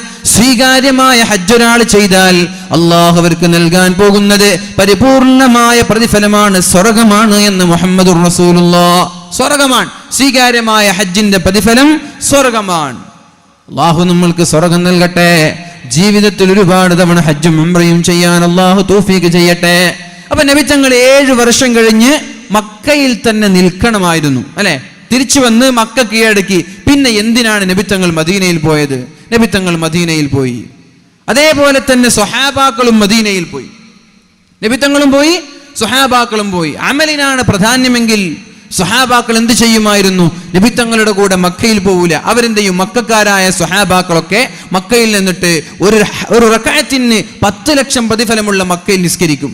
കഅബയിൽ തവാഫ് ചെയ്യും, ഉംറ ചെയ്യും, അതേപോലെ തന്നെ ഹജ്ജ് ചെയ്യും, ഹജറുൽ അസ്വദ് ചുംബിക്കും. ഇതൊക്കെ ചെയ്യുമായിരുന്നു. പക്ഷെ അവർക്ക് മനസ്സിലായി അമലല്ല പ്രധാനം സ്നേഹമാണ്. അതുകൊണ്ട് നബി തങ്ങളുടെ കൂടെ അവർ മദീനയിലേക്ക് പോയി. ഇനി ഞാൻ ചോദിക്കട്ടെ, അള്ളാഹുവിന്റെ ഹബീബ് മദീനയിൽ ഉള്ളത് കൊണ്ട് അവർ മദീനയിലേക്ക് പോയി എന്ന് നമ്മൾക്ക് വിശ്വസിക്കാം. എന്നാൽ ഹബീബിന്റെ വഫാത്തിന്റെ ശേഷം എന്തേ ആ മദീനക്കാരായ സ്വഹാബാക്കൾ മക്കയിൽ വന്ന് താമസിക്കാത്തത്? എന്നാൽ നബി തങ്ങളുടെ വഫാത്തിന്റെ ശേഷം മക്കയിലേക്ക് വരാലോ, മക്കയിൽ വന്ന് താമസിക്കാമല്ലോ. പക്ഷെ അവർ താമസിച്ചില്ല. എന്തേ? അവർക്കറിയാം അല്ലാഹുവിന്റെ ഹബീബ്, ആ ഹബീബിനോടുള്ള സ്നേഹം കൊണ്ടേ നാളെ മഹ്ശർ ആ ലോകത്ത് രക്ഷപ്പെടുള്ളൂ എന്ന്. അങ്ങനെ അല്ലാഹുവിന്റെ ഹബീബിന്റെ മണ്ണിൽ തന്നെ കിടന്ന് മരിക്കാൻ അവർ കൊതിക്കുകയാണ്. ആ മണ്ണിൽ തന്നെ കിടക്കണം, ആ മണ്ണിൽ തന്നെ മരിക്കണം, ആ മണ്ണിൽ തന്നെ അമൽ ചെയ്യണം. അതിനേക്കാളും എത്രയോ പ്രത്യേകതകൾ ഈ മക്കയ്ക്കുണ്ടെങ്കിലും അമലിനേക്കാളും പ്രധാനം സ്നേഹമാണെന്ന് മനസ്സിലാക്കി എല്ലാ സ്വഹാബാക്കളും മദീനയിൽ തന്നെ താമസിക്കുകയാണ് ചെയ്തത്. മദീനയിൽ തന്നെ മരിക്കണമെന്ന് പ്രാർത്ഥിക്കുകയാണ് ചെയ്തത്. യാത്ര പോലും മഹാന്മാരായ സ്വഹാബാക്കളിൽ പലരും യാത്ര പോലും ഉപേക്ഷിച്ചു എന്നാണ്. എന്തേ? മദീനയുടെ പുറത്ത് വെച്ച് മരിക്കുമോ എന്ന് പേടിച്ച് യാത്ര പോലും ഒഴിവാക്കി എന്നാണ്. ഒരു അറാബിയുടെ ഹദീസ് നമ്മൾ കേട്ടിട്ടുണ്ട്. യാ റസൂലല്ലാഹ്, അല്ലാഹുവിന്റെ ഹബീബേ, മുത്തുനബിയേ, മത്തസ്സാ, എപ്പോഴാണ് ഖിയാമത്ത് നാൾ സംഭവിക്കുക എന്ന് ചോദിച്ചപ്പോ അല്ലാഹുവിന്റെ ഹബീബ് പറഞ്ഞ മറുപടി, വമാ അഅദത്ത ലിസ്സാ, നീ ഖിയാമത്ത് നാളിന് വേണ്ടി എന്താണ് ഒരുക്കി വെച്ചതെന്നാണ്. ഖിയാമത്ത് നാൾ ഇന്ന് നടന്നേക്കാം, നാളെ നടന്നേക്കാം, അത് എപ്പോ വേണമെങ്കിലും നടന്നോട്ടെ, അതൊന്നും ഇവിടെ വിഷയമേ അല്ല. ഇപ്പൊ നാളെ ഖിയാമത്ത് നാളെ സംഭവിക്കുകയാണെങ്കിലും നിന്റെ കയ്യിൽ ഒരു ചെടിയുണ്ടെങ്കിൽ ആ ചെടിയെ നീ നട്ടു വളർത്തണമെന്നുള്ള പ്രതീക്ഷയാണ് പരിശുദ്ധ റസൂലുള്ളാഹി സ്വല്ലല്ലാഹു അലൈഹി വസല്ലം നമ്മൾക്ക് നൽകിയത്. ഖിയാമത്ത് നാൾ നാളെയാണെന്ന് അറിഞ്ഞോ? ഞാൻ പറയാൻ കാരണം, ചില ആളുകൾ ഖിയാമത്ത് നാൾ വരല്ലേ, എന്തിനാ വീട്, എന്തിനാ ജോലി എന്നൊക്കെ പറഞ്ഞ് ജീവിക്കുന്ന ആളുകൾ ഉണ്ടാവും. ഖിയാമത്ത് നാൾ നാളെയാണെന്ന് അറിഞ്ഞാലും നിനക്കും നിന്റെ കുട്ടികൾക്കും വേണ്ടി നീ വീടെടുക്കണം. അത് നാളെ ആയിക്കോട്ടെ, എന്നാലും നീ എടുക്കണം എന്നുള്ള പ്രതീക്ഷയാണ് അള്ളാഹുവിന്റെ ഹബീബ് സല്ലല്ലാഹു അലൈഹി വസല്ലമ തങ്ങൾ നൽകിയത്. അപ്പൊ ഖിയാമത്ത് നാൾ എപ്പോഴാണെന്ന ചർച്ച നമ്മൾക്ക് ആവശ്യമില്ല, അത് ഏത് സമയത്തും വന്നോട്ടെ. പക്ഷേ നമ്മുടെ ചർച്ച ഇന്ന് ഖിയാമത്ത് നാൾ സംഭവിച്ചാൽ, അല്ലെങ്കിൽ നാളെ ഖിയാമത്ത് നാൾ സംഭവിച്ചാൽ എന്താണ് നാളത്തെ ഖിയാമത്ത് നാൾ കഴിഞ്ഞ് മഹ്ശർ ലോകത്തേക്ക് വേണ്ടി ഞാനും നിങ്ങളും ഒരുക്കി വെച്ചത്? എൻ്റെ ഞാനൊക്കെ ഏറെ സ്നേഹിക്കുന്ന, എന്നെ അതിനേക്കാളേറെ സ്നേഹിക്കുന്ന എൻ്റെ ഒരു കുടുംബത്തിലെ എൻ്റെ മൂത്താപ്പയുടെ മകൻ ഒരു 3 ദിവസം മുമ്പ് വളരെ അപ്രതീക്ഷിതമായി മരിച്ചു പോവുകയുണ്ടായി. അതോടുകൂടി നമ്മുടെയൊക്കെ ജീവിതത്തിന്റെ പ്രതീക്ഷ തന്നെ നഷ്ടപ്പെടാണ്. ഒരു രോഗവുമില്ല, പ്രത്യേകമായൊരു രോഗമില്ല. എൻ്റെ മകൻ പറയാണ്, രാത്രി ഉറങ്ങാൻ കിടക്കുന്നതിന് എൻ്റെ തന്നെ ഒരു വാല് കേട്ടിട്ട് മകനോട് പറഞ്ഞു, എനിക്ക് ഛർദ്ദിക്കാൻ മുട്ടുന്നു എന്ന് പറഞ്ഞ് ഓക്കാനം വരുന്നുണ്ടെന്ന് പറഞ്ഞു ഹോസ്പിറ്റലിൽ പോയി. ഡോക്ടറെ കാണിച്ചു. ഡോക്ടർ 2-3 ടാബ്ലറ്റ് കൊടുത്തു. എന്നിട്ട് പറഞ്ഞു പ്രശ്നമൊന്നുമില്ല എന്ന് പറഞ്ഞു. എന്നിട്ട് ഹോസ്പിറ്റലിൻ്റെ വരാന്തയിൽ ഇരുന്നിട്ട് മകൻ്റെ മടിത്തട്ടിലേക്ക് വീണ് മരിച്ചു പോവാണ്. വലിയ പ്രായമൊന്നുമില്ല, ഒരു 50 അതിനോടടുത്തൊരു പ്രായമുള്ളൂ. ഒരു സൂചന പോലുമില്ലാതെ അദ്ദേഹത്തിൻ്റെ മാതാവ് രോഗിയായിട്ട് വർഷങ്ങളായി, അദ്ദേഹത്തിൻ്റെ ഉമ്മ രോഗിയായിട്ട് വർഷങ്ങളായി. അല്ലാഹു ആ മാതാവിന് ശിഫ നൽകട്ടെ, അല്ലാഹു ആ മാതാവിന് ഖൈറായത് അല്ലാഹു നൽകട്ടെ. പറഞ്ഞു വരുന്നത്, നമ്മുടെ ജീവിതത്തിൽ ഒരാളുടെ ജീവിതത്തിലും ഒരു ഗ്യാരണ്ടി ഇല്ല. ആർക്കെങ്കിലും പറയാൻ പറ്റുമോ നാളെ ഞാനും നിങ്ങളും ജീവിച്ചിരിക്കുമെന്ന്? അതുകൊണ്ട് ഞാൻ നിങ്ങളോട് പറയുകയാണ്, എന്നും വസിയ്യത്ത് ചെയ്തുകൊണ്ടേയിരിക്കുക. ഞാൻ നാളെ മരിച്ചാൽ നമ്മുടെ ജീവിതത്തിൽ ഒരുപാട് രഹസ്യങ്ങൾ ഉണ്ടാകും. ആ രഹസ്യങ്ങൾ നമ്മുടെ ഭാര്യമാരുമായി ഷെയർ ചെയ്തേക്കണം. നമ്മുടെ ഉമ്മമാരോട് പറയണം, ഉപ്പമാരോട് പറയണം, മക്കളോട് പറയണം, വസിയത്ത് ചെയ്യണം. ഞാനൊക്കെ രോഗിയായി കിടന്നിട്ട് കിടപ്പിൽ വെച്ചിട്ട് വസിയത്ത് ചെയ്യാമെന്ന് വിചാരിച്ച പെട്ടെന്നൊരു സുപ്രഭാതത്തിൽ മരിച്ചുപോയാൽ നമ്മുടെ മനസ്സിലുള്ള ആഗ്രഹങ്ങൾ അവിടെ തന്നെ ബാക്കിയാകും. അതുകൊണ്ട് എന്ത് വേണം? ഇടയ്ക്കിടെ നമ്മുടെ മനസ്സിന്റെ ഞാൻ മരിച്ചാൽ ഇനി എന്തൊക്കെ വേണമെന്നുള്ള വസിയത്ത് നമ്മൾ ഇടയ്ക്കിടെ നൽകിക്കൊണ്ടേയിരിക്കണം. ഭാര്യയോട് പറയാം, മക്കളോട് പറയാം, അടുത്ത സുഹൃത്തുക്കളോട് പറയാം. ഒരുപക്ഷെ നിങ്ങൾ ഭാര്യ അറിയാതെ സ്വത്തുക്കൾ നിങ്ങളുടെ കയ്യിലുണ്ടാകും, കടം കൊടുക്കാനുണ്ടാകും, കടം കിട്ടാനുണ്ടാകും. നിങ്ങൾ മരിച്ചുപോയാൽ ആർക്കതറിയാം? 1 ലക്ഷം നിങ്ങൾ കൊടുക്കാനുണ്ട്, അത് ആർക്കറിയാം? നിങ്ങൾ പറഞ്ഞില്ലെങ്കിൽ ആർക്കറിയാം? നാളെ നിങ്ങൾ മരിച്ചുപോയി, ഭാര്യക്കറിയില്ല, മക്കൾക്കറിയില്ല. അപ്പൊ നിങ്ങൾ എന്ത് ചെയ്യണം? ഭാര്യയോട് പോയി വസിയത്ത് ചെയ്യണം, എനിക്ക് ഇത്രയൊക്കെ തുക കൊടുക്കാനുണ്ട്, ഇത്രയൊക്കെ തുക കിട്ടാനുണ്ട്, ഞാൻ മരിച്ചാൽ നീ ഇങ്ങനെയൊക്കെയാ ചെയ്യേണ്ടത്, അവിടെ അതുണ്ട്, അതിവിടെ, എല്ലാ കാര്യങ്ങളും വെരി ഡീറ്റെയിൽ ആയി നമ്മുടെ ഭാര്യയ്ക്കോ മക്കൾക്കോ അടുത്ത സുഹൃത്തുക്കൾക്കോ നമ്മൾ വസിയത്ത് ചെയ്ത് മരണത്തെ നമ്മൾ കാത്തിരിക്കണം. അതോടൊപ്പം അള്ളാഹുവിന്റെ ഹബീബിന്റെ സുന്നത്താണ് നമ്മുടെ ശരീരത്തിലെ അവയവങ്ങളിൽ ഉണ്ടാകുന്ന മുടികൾ കളയുക എന്നുള്ളത്. സുന്നത്തായ മുടികൾ നമ്മൾ കളയാനുണ്ട്. പരിശുദ്ധ ഇസ്ലാം നൽകുന്ന ഏറ്റവും വലിയ സന്ദേശമാണ് നഖം വെട്ടണമെന്നുള്ളത്, ഗുഹ്യരോമങ്ങൾ വെട്ടിമാറ്റണമെന്നുള്ളത്, നമ്മുടെ ശരീരത്തിലുള്ള നീക്കപ്പെടേണ്ട പല മുടികളും നീക്കണമെന്നുള്ളത് സുന്നത്താണതൊക്കെ. അതുകൊണ്ട് അത്തരം നീക്കപ്പെടേണ്ട മുടികളൊക്കെ നമ്മൾ എന്ത് ചെയ്യണം? ഒരാഴ്ചയിലെങ്കിലും വൃത്തിയാക്കാൻ നമ്മൾ സന്മനസ് കാണിക്കണം. ബാർബർ ഷോപ്പിൽ പോയി താടി നമ്മൾ സെറ്റ് ചെയ്യൂലേ? എല്ലാ ആഴ്ചയിലും മുടി നമ്മൾ സെറ്റ് ചെയ്യൂലേ? അതേപോലെ നമ്മുടെ ശരീരത്തിന്റെ ആന്തരിക അവയവങ്ങളിലുള്ള അള്ളാഹുവിന്റെ ഹബീബ് നീക്കം ചെയ്യാൻ കൽപ്പിച്ച മുടികളൊക്കെ നമ്മൾ എന്ത് ചെയ്യണം? നീക്കം ചെയ്യണം. കാരണം നമ്മൾ പെട്ടെന്ന് മരിച്ചുപോയി, അതൊന്നും നീക്കം ചെയ്യാത്ത രീതിയിൽ മരിച്ചു പോവുകയാണെങ്കിൽ നമ്മുടെ അവസ്ഥ നിങ്ങൾ ചിന്തിച്ചു നോക്ക്. മയ്യിത്ത് കുളിപ്പിക്കുന്നവരുണ്ടാകും.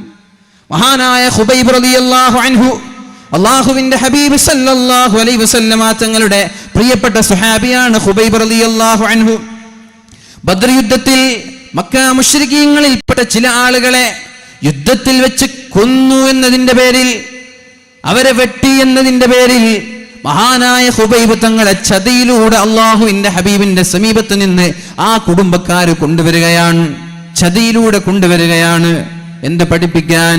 ഇസ്ലാം പഠിക്കാനും ഖുർആൻ പഠിക്കാനും ഞങ്ങൾക്ക് ചില ആളുകളെ പറഞ്ഞേക്കണമെന്ന് പറഞ്ഞിട്ടല്ലയോ കൊണ്ടുവന്നത്? അങ്ങനല്ലേ 6 പേരെ കൊണ്ടുവന്നത്? അതിലൊരാൾ മഹാനായ ഖുബൈബ് റളിയല്ലാഹു അൻഹു ആണ്. ഖുബൈബ് റളിയല്ലാഹു അൻഹു ആ മക്കക്കാരുടെ കൈകളിലേക്ക് എത്തിയപ്പോൾ ഖുബൈബ് റളിയല്ലാഹു അൻഹുവിനെ വധിക്കാൻ വേണ്ടി അവർ പദ്ധതി ആവിഷ്കരിക്കുകയാണ്. കാരണം ഇവരുടെ കുടുംബത്തിലെ 2-3 ആളുകളെ ബദറിൽ വെച്ച് പരാജയപ്പെടുത്തിയിട്ടുണ്ട്, കൊന്നിട്ടുണ്ട്. അതിന്റെ പേരിൽ വധിക്കാൻ, തൂക്കിലേറ്റാൻ വേണ്ടി ഒരു വീട്ടിൽ ജയിലിലാക്കി, വീട്ടിൽ തന്നെ ജയിലിലാക്കി അടക്കുകയാണ്, വീടിലാക്കി മഹാനായ ബന്ധനത്തിലാക്കുകയാണ്. മഹാനായ ഖുബൈബ് തങ്ങളെ വീട്ടു തടങ്കലിലിടുകയാണ്. പുറത്തു പോകാൻ കഴിയില്ല, ഇങ്ങോട്ടേക്ക് ആർക്കും വരാൻ കഴിയില്ല, ഒരു വീട്ടിലാണ്. ആ മഹാനായ ഖുബൈബ് റളിയല്ലാഹു അൻഹു വീട്ടുകാരോട് ചോദിക്കുന്നുണ്ട്, എനിക്കൊരു കത്തി തരുമോ എന്ന്, എനിക്കൊരു കത്തി വേണം, കത്തി തരുമോ എന്ന് ചോദിച്ചു. അവര് കത്തി കൊടുത്തു. എന്തിനാണ് ആ കത്തി ചോദിച്ചതെന്നറിയോ? ആ വീട്ടുകാരുടെ മകൻ, ആ വീട്ടുകാരുടെ ഒരു കുട്ടി മഹാനായ ഖുബൈബ് തങ്ങളുടെ കയ്യിലുണ്ടായിരുന്നു. കത്തി കൊടുത്തപ്പോഴാണ് വീട്ടുകാർ ഓർത്തുപോയത്, യാ അല്ലാഹ്, ഞങ്ങളുടെ കുട്ടി ഖുബൈബിന്റെ കയ്യിലാണല്ലോ, ആ കത്തി കൊണ്ട് കുഞ്ഞിന്റെ കഴുത്ത് മുറിച്ചു മാറ്റുമോ എന്ന പേടി വീട്ടുകാർക്കുണ്ടായിരുന്നു.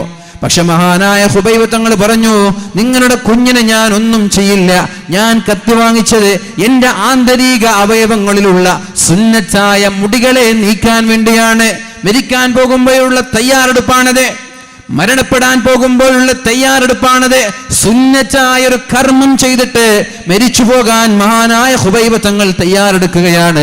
അതേപോലെ ഏത് നിമിഷവും ഏത് സാഹചര്യത്തിലും നമ്മളൊക്കെ മരിച്ചു പോകാം. അതിനുവേണ്ടി തയ്യാറായി തന്നെ നമ്മൾ ഇരിക്കണം.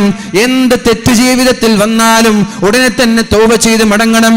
എന്തെങ്കിലും ഒരു ഹറാമ് കണ്ടാൽ അസ്തഗ്ഫിറുല്ലാഹ്, എന്തെങ്കിലും ഒരു ഹറാമ് ചെയ്താൽ അസ്തഗ്ഫിറുല്ലാഹ്. തെറ്റു ചെയ്ത് അവസാനം രാത്രി ഉറങ്ങാൻ കിടക്കുമ്പോ ഒരു തെറ്റുപോലും നമ്മളിലില്ലാതെ ചെയ്ത തെറ്റുകളെല്ലാം അല്ലാഹുവിനോട് ഏറ്റുപറഞ്ഞ് ഒരു തെറ്റുപോലും ബാക്കിയില്ല എന്നുറപ്പിച്ചിട്ടേ നമ്മൾ കിടന്നുറങ്ങാൻ പാടുള്ളൂ. കാരണം ഉറക്കിലുള്ള മരണം വർദ്ധിച്ചുകൊണ്ടേയിരിക്കുകയാണ്. ഉറക്കിൽ മരണപ്പെടുന്നത് ഇന്ന് സർവ്വസാധാരണയായി മാറുകയാണ്. അറ്റാക്ക് ഇല്ലേ? ഗൾഫിലൊക്കെ എത്ര മരണം നടക്കുന്നുണ്ട്. ഉറങ്ങാൻ കിടന്നവർ രാവിലെ ഉണരുന്നില്ല. അങ്ങനെ ഉറക്കത്തിലുള്ള മരണം വർദ്ധിച്ചു കൊണ്ടിരിക്കുന്ന സാഹചര്യത്തിൽ ഉറങ്ങാൻ കിടക്കുമ്പോൾ എന്റെ ഒരു തെറ്റും ഇന്ന് ബാക്കിയില്ല എന്ന ഉറപ്പോടെയാണ് നമ്മളൊക്കെ ഉറങ്ങാൻ കിടക്കേണ്ടത്. അത് കഴിയില്ലേ? ഒരു തെറ്റുമില്ലാതെ ഉറങ്ങാൻ കഴിയില്ലേ? കഴിയും. എങ്ങനെ? അല്ലാഹുമ്മ ഗ്ഫിർ ലിൽ മുഅ്മിനീന വൽ മുഅ്മിനാത്ത്, അല്ലാഹുവേ മുഅ്മിനീങ്ങളായ മുഅ്മിനാത്തുകളായ എല്ലാ ആളുകളുടെയും പാപങ്ങൾ നീ പുറത്തു കൊടുക്കണേ എന്ന് ആദ്യം മുഅ്മിനീങ്ങളായ ലോകത്തുള്ള സർവ്വ മുഅ്മിനീങ്ങൾക്ക് വേണ്ടി നമ്മൾ പ്രാർത്ഥിക്കുക. ഒന്നാമത്തെ കാര്യം അതാണ്. ഉറങ്ങാൻ കിടക്കുമ്പോൾ അല്ലാഹുമ്മ ഗ്ഫിർ ലിൽ മുഅ്മിനീന വൽ മുഅ്മിനാത്ത്, അല്ലാഹുവേ, ലോകത്തുള്ള സർവ്വ സത്യവിശ്വാസികളായ വിശ്വാസിനികളായ ആളുകൾക്ക് അവരുടെ പാപങ്ങൾ നീ പുറത്തു കൊടുക്കണേ എന്ന് ദുആ ചെയ്തിട്ട്, അല്ലാഹുവേ, ഞാൻ ഇന്ന് ചെയ്ത എല്ലാ തെറ്റുകളിൽ നിന്നും ഞാൻ നിന്നോട് കാവൽ ചോദിക്കുകയാണ് റബ്ബേ, മാപ്പ് ചോദിക്കുകയാണ് റബ്ബേ. നാളെ മുതൽ ഞാൻ ആവർത്തിക്കില്ല റബ്ബേ, എനിക്ക് പുറത്തു താ അല്ലാ, എനിക്ക് മാപ്പ് താ അല്ലാ എന്ന് പറഞ്ഞ് കിടന്നുറങ്ങിയാൽ നിങ്ങൾ ഉറങ്ങുന്നത് ഒരു തെറ്റുമില്ലാതെയാണ്. കാരണം അത്താഇബു മിനദ്ദംബി കമല്ലാ ദംബ ലഹ്, തെറ്റിൽ നിന്ന് തൗബ ചെയ്യുന്നവൻ, തെറ്റിൽ നിന്ന് പശ്ചാത്തപിക്കുന്നവൻ, തെറ്റിൽ നിന്ന് അല്ലാഹുവിലേക്ക് ഖേദിച്ചു മടങ്ങുന്നവൻ ഒരു തെറ്റും ചെയ്യാത്തവനെ പോലെയാണ് എന്ന് മുഹമ്മദുർ റസൂലുള്ളാഹ് സല്ലല്ലാഹു അലൈഹി വസല്ലം. തെറ്റിൽ നിന്ന് ഖേദിച്ചു മടങ്ങി. ഉദാഹരണം, ഞാനൊരു തെറ്റ് ചെയ്തു, ആ തെറ്റ് ചെയ്തിട്ട് എനിക്ക് തെറ്റാണെന്ന് മനസ്സിലായി. ഞാൻ ഉടനെ പറഞ്ഞു, പഠിച്ചോനെ, എൻ്റെ ഭാഗത്ത് തെറ്റ് വന്നു പോയി, പഠിച്ചോനെ നീ എനിക്ക് പുറത്തു താ അല്ലാഹ്, അസ്തഗ്ഫിറുല്ലാഹ്, എനിക്ക് നീ മാപ്പ് താ റബ്ബേ, ഇനി ഞാനത് ആവർത്തിക്കില്ല. അതോടുകൂടി എൻ്റെ പാപം അള്ളാഹു പുറത്തു തന്നു എന്ന് വിശ്വസിക്കുന്ന ഒരാളാണ് ഞാൻ. നിങ്ങൾക്ക് ആ വിശ്വാസം ഉണ്ടോ? ഉണ്ടോ? ഇല്ലേ? ഇല്ലെങ്കിൽ പിന്നെ വേദനയൊന്നും വന്നിട്ട് ഇരിക്കേണ്ട ആവശ്യമില്ല. കാരണം എന്തേ? പരിശുദ്ധ റസൂലുള്ളാഹി സ്വല്ലല്ലാഹു അലൈഹി വസല്ലമ തങ്ങളുടെ ഹദീസാണിത്. അത്താഇബു മിനദ്ദംബി കമല്ലാ ദംബ ലഹ്, ഒരാൾ തെറ്റു ചെയ്തു, ആ തെറ്റിൽ നിന്ന് അയാൾ തൗബ ചെയ്ത് മടങ്ങിയാൽ തെറ്റ് ചെയ്യാത്തവനെ പോലെയാണെന്ന് പരിശുദ്ധ റസൂലുള്ളാഹ്. തെറ്റ് ചെയ്യാത്തവനെ പോലെയാണ്. ഇത് ആരാ പറഞ്ഞത്? വമാ യൻതിഖു അനിൽ ഹവാ ഇൻ ഹുവ ഇല്ലാ വഹ്യു യൂഹാ. അള്ളാഹുവിന്റെ ഹബീബ് ജീവിതത്തിൽ സ്വന്തമായിട്ടൊരു കാര്യം പറഞ്ഞിട്ടില്ല. എല്ലാം അള്ളാഹു പറയാൻ പറഞ്ഞതാണ്, എല്ലാം അള്ളാഹു പറയാൻ പറഞ്ഞതാണ്. അതുകൊണ്ട് തൗബ ചെയ്ത് അവസാനം ഉറങ്ങാൻ കിടക്കുമ്പോൾ തൗബ ചെയ്ത് ഉറങ്ങാൻ നമ്മൾക്ക് കഴിഞ്ഞാൽ തെറ്റില്ലാതെ കിടന്നുറങ്ങാൻ കഴിയും. ആ ഉറക്കത്തിൽ മരണപ്പെട്ടു പോയാൽ അള്ളാഹു നമ്മൾക്ക് സ്വർഗം നൽകില്ലയോ? ആ ഉറക്കത്തിൽ മരണപ്പെട്ടാൽ അള്ളാഹു സ്വർഗം നൽകില്ലയോ? അതുകൊണ്ട് തെറ്റു ചെയ്ത് തൗബ ചെയ്യാതെ നടക്കുന്നവരെയാണ് അള്ളാഹുവിന് കോപം. തെറ്റു ചെയ്ത് തൗബ ചെയ്യാതെ പശ്ചാത്തപിക്കാതെ നടക്കുന്നവരെയാണ് അള്ളാഹു നരകത്തിലേക്ക് വലിച്ചെറിയുന്നത് എന്ന് മുഹമ്മദുർ റസൂലുള്ളാഹി സ്വല്ലല്ലാഹു അലൈഹി വസല്ലം. നമ്മൾ പറഞ്ഞു വരുന്നത്, അള്ളാഹുവിന്റെ ഹബീബും മഹാന്മാരായ സ്വഹാബാക്കളും മദീനയിലേക്ക് വരികയാണ്. എന്നിട്ട് തിരിച്ചും മദീനയിലേക്ക് തിരിച്ചുപോയി. നബി തങ്ങളോട് ഒരാൾ ചോദിച്ചു, യാ റസൂലല്ലാഹ്, എപ്പോഴാണ് ഖിയാമത്ത് നാൾ സംഭവിക്കുക എന്ന്. നബി തങ്ങൾ ചോദിച്ചത്, നീ ഖിയാമത്ത് നാളിന് വേണ്ടി എന്താണ് ഒരുക്കി വെച്ചത് എന്ന്. അപ്പോഴാണ് അള്ളാഹുവിന്റെ ഹബീബിനോട് മറുപടി പറഞ്ഞത്, ഹുബ്ബുല്ലാഹി വ റസൂലിഹി, അള്ളാഹുവിനോടും അവന്റെ റസൂലിനോടുമുള്ള സ്നേഹമല്ലാതെ വേറെ ഒന്നും എന്നിലില്ല എന്ന് അഅറാബി അള്ളാഹുവിന്റെ ഹബീബിനോട് പറയുമ്പോഴാണ് നബി തങ്ങൾ മറുപടി പറയുന്നത്, ഫഇന്നക മഅമൻ അഹബബ്ത, നീ സ്നേഹിച്ചിട്ടുണ്ടോ? നീ സ്നേഹിച്ചിട്ടുണ്ടോ എങ്കിൽ നീ സ്നേഹിച്ചവരുടെ കൂടെ നാളെ മഹ്ശറാ ലോകത്തൊരുമിച്ച് കൂടാം, നാളെ സ്വർഗീയ ലോകത്തൊരുമിച്ച് കൂടാമെന്ന് മുഹമ്മദുർ റസൂലുള്ളാഹ്. മഹാനായ അനസ് റളിയല്ലാഹു അൻഹു പറയുന്നുണ്ട്, ഞങ്ങൾ മുസ്ലിമായതിനു ശേഷം, ഇസ്ലാമിലേക്ക് കടന്നു വന്നതിന് ശേഷം ഞങ്ങൾ ഏറ്റവും ഇഷ്ടപ്പെട്ട ഹദീസ് ഇതാണ്, ഏറ്റവും ഇഷ്ടപ്പെട്ട ഹദീസ് ഇതാണ്, ഫഇന്നക മഅമൻ അഹബബ്ത, നീ ആരെയാണോ സ്നേഹിച്ചത് അവന്റെ കൂടെയാണ് എന്ന് പരിശുദ്ധ ഹബീബിന്റെ ഹദീസാണ് എനിക്ക് ഏറ്റവും സന്തോഷം നൽകിയത്. കാരണം എന്തേ? ഫഇന്നി ഉഹിബ്ബു റസൂലല്ലാഹ്, അല്ലാഹുവിന്റെ റസൂലിനെ ഞങ്ങൾക്ക് ഇഷ്ടമാണ്. അതേപോലെ തന്നെ അബൂബക്കറിനെ ഇഷ്ടമാണ്, ഉമറിനെ ഇഷ്ടമാണ്, ഉസ്മാനിനെ ഇഷ്ടമാണ്, അലീനെ ഇഷ്ടമാണ്. ഇവരൊക്കെ സ്വർഗത്തിലാണെന്ന് ഞങ്ങൾക്ക് ഉറപ്പാണ്. വഅർജൂ അൻ നകൂന മഅഹും, അവരുടെ കൂടെ ഞങ്ങളും സ്വർഗത്തിലേക്ക് കടന്നു പോകുമെന്ന് ഞങ്ങൾ വിശ്വസിക്കുന്നു. കാരണം വഇല്ലം അഅമൽ ബിഅഅമാലിഹിം, അലി തങ്ങൾ ചെയ്തതുപോലെ, ഉമർ തങ്ങൾ ചെയ്തതുപോലെ, ഉസ്മാൻ തങ്ങൾ ചെയ്തതുപോലെ, മഹാനായ സിദ്ദീഖ് തങ്ങൾ ചെയ്തതുപോലെ ജീവിതത്തിൽ ഒരുപാട് നന്മകൾ ചെയ്തിട്ടില്ലെങ്കിലും ഈ ഒരു മഹാന്മാരെ സ്നേഹിച്ചത് കാരണത്താൽ അല്ലാഹു നാളെ സ്വർഗ്ഗം നൽകുമെന്ന് മഹാനായ അനസ് റളിയല്ലാഹു അൻഹു. അപ്പൊ സ്നേഹത്തിന് പ്രാധാന്യമില്ലേ? ഹുബ്ബ് റസൂൽ പ്രഭാഷണം സംഘടിപ്പിച്ചതിൽ പ്രസക്തിയില്ലേ? ഇല്ലേ? ഇനി മറ്റൊരു ഹദീസ് കേൾക്ക്. പരിശുദ്ധ റസൂലുള്ളാഹി സ്വല്ലല്ലാഹു അലൈഹി വസല്ലം തങ്ങൾ പറയുന്നുണ്ട്, നിങ്ങൾ വിചാരിക്കരുത് നിങ്ങൾ ഒരാളും നിങ്ങളുടെ അമലുകൾ കൊണ്ട് നാളെ രക്ഷപ്പെടുമെന്ന് വിചാരിക്കരുത്. നിങ്ങൾ ചെയ്ത അമല് കൊണ്ട് രക്ഷപ്പെടുമെന്ന് നിങ്ങൾ വിചാരിക്കണ്ട. അപ്പോൾ സ്വഹാബാക്കൾക്ക് അത്ഭുതം, ഇത്രയൊക്കെ ഞങ്ങൾ കഷ്ടപ്പെട്ടിട്ട് അമല് കൊണ്ട് രക്ഷപ്പെടൂല എന്നാണ് ഈ പറയുന്നത്. നബിയെ വലാ അൻസ്, നിങ്ങളും രക്ഷപ്പെടില്ലേ, നിങ്ങളും നിങ്ങളുടെ അമല് കൊണ്ട് രക്ഷപ്പെടില്ലേ? നബി തങ്ങൾ പറഞ്ഞു വലാ അന, ഞാനും രക്ഷപ്പെടൂല. സ്വഹാബാക്കൾക്ക് അത്ഭുതമായി. അപ്പോഴാണ് അല്ലാഹുവിന്റെ ഹബീബ് സല്ലല്ലാഹു അലൈഹി വസല്ലം പറഞ്ഞത്, ഇല്ലാ തഗമ്മദനി അല്ലാഹ്, അല്ലാഹു തആല അവന്റെ ഫളുലും അവന്റെ ഔദാര്യവും അവന്റെ റഹ്മത്തുമില്ലാതെ ഒരാൾക്കും നാളെ രക്ഷപ്പെടാൻ കഴിയില്ല. അവർ എത്ര അമൽ ചെയ്താലും ശരി, എത്ര അമൽ ചെയ്താലും റബ്ബിന്റെ കാരുണ്യമില്ലാതെ രക്ഷപ്പെടാൻ കഴിയില്ല. അതിന്റെ ഏറ്റവും വലിയ ഉദാഹരണമാണ് 500 വർഷക്കാലം ജീവിതത്തിൽ നിസ്കരിച്ചു തീർത്തൊരു ബനു ഇസ്രായേലിൽപ്പെട്ട ഒരു മഹാന്റെ ചരിത്രം അള്ളാഹുവിന്റെ ഹബീബ് സല്ലല്ലാഹു അലൈഹി വസല്ലം പറയുന്നുണ്ട്. 500 വർഷക്കാലമാണ് അള്ളാഹുവിനെ ആരാധിച്ചത്. അയാൾ മരിച്ചുപോയി. അപ്പോഴാണ് അല്ലാഹു തആല അദ്ദേഹത്തെ നേരെ മഹ്ശറിലേക്ക് കൊണ്ടുപോയി അല്ലാഹു അയാളോട് ചോദിക്കുന്നത്, മനുഷ്യ, നീ ഇന്ന് രക്ഷപ്പെടുമെന്ന് നീ വിചാരിക്കുന്നുണ്ടോ? നീ ഇന്ന് രക്ഷപ്പെടുമെന്ന് വിചാരിക്കുന്നുണ്ടോ? 500 വർഷക്കാലം സുജൂദിൽ കിടന്ന മനുഷ്യനാടാ ചോദിക്കുന്നത്, നീ ഇന്ന് രക്ഷപ്പെടുമെന്ന് വിചാരിക്കുന്നുണ്ടോ? അയാൾ പറഞ്ഞു, ഉറപ്പല്ലേ, ഞാൻ രക്ഷപ്പെട്ടില്ലെങ്കിൽ പിന്നെ ആരാ രക്ഷപ്പെടുക? 500 വർഷക്കാലം ഞാൻ സുജൂദിൽ കിടന്ന് നിസ്കരിച്ചിട്ട് ഞാൻ രക്ഷപ്പെടില്ല എന്ന് ഉറപ്പാണ്, ഞാൻ രക്ഷപ്പെടും. എങ്ങനെയാ നീ രക്ഷപ്പെടുക? ഞാൻ എൻ്റെ അമല് കൊണ്ട് തന്നെ രക്ഷപ്പെടും എന്ന് പറഞ്ഞു. ഞാൻ എൻ്റെ അമല് കൊണ്ട് തന്നെ രക്ഷപ്പെടും. അപ്പോഴാണ് അല്ലാഹു, എന്നാൽ നിന്റെ അമല് നമ്മൾക്കൊന്ന് തൂക്കി നോക്കാം, നീ 500 വർഷം ചെയ്ത ഇബാദത്തുകൾ നമ്മൾക്കൊന്ന് കണക്കാക്കി നോക്കാം. ഓക്കെ. നബി സല്ലല്ലാഹു തആല അദ്ദേഹത്തിന് നൽകിയ കണ്ണിന്റെ കാഴ്ച ശക്തി, അത് അള്ളാഹു തന്നതല്ലേ, കണ്ണ് നമ്മൾ ഉണ്ടാക്കിയല്ലോ, അള്ളാഹു തന്നതല്ലേ. ആ കണ്ണിന്റെ കാഴ്ച ശക്തി, ആ ഒരു കണ്ണിന്റെ കാഴ്ച ശക്തി എന്നൊരു അനുഗ്രഹം ഒരു തുലാസിലിട്ട് വെച്ചു. ഇയാളുടെ 500 വർഷക്കാലത്തെ നിസ്കാരവും ഒരു തുലാസിൽ വെച്ചു. നോക്കുമ്പോ അള്ളാഹു നൽകിയ നിഅമത്ത് കണ്ണിന്റെ കാഴ്ച ശക്തിയാണ് 500 വർഷത്തെ ഇബാദത്തിനേക്കാളും വെയിറ്റ് ഉള്ളത്.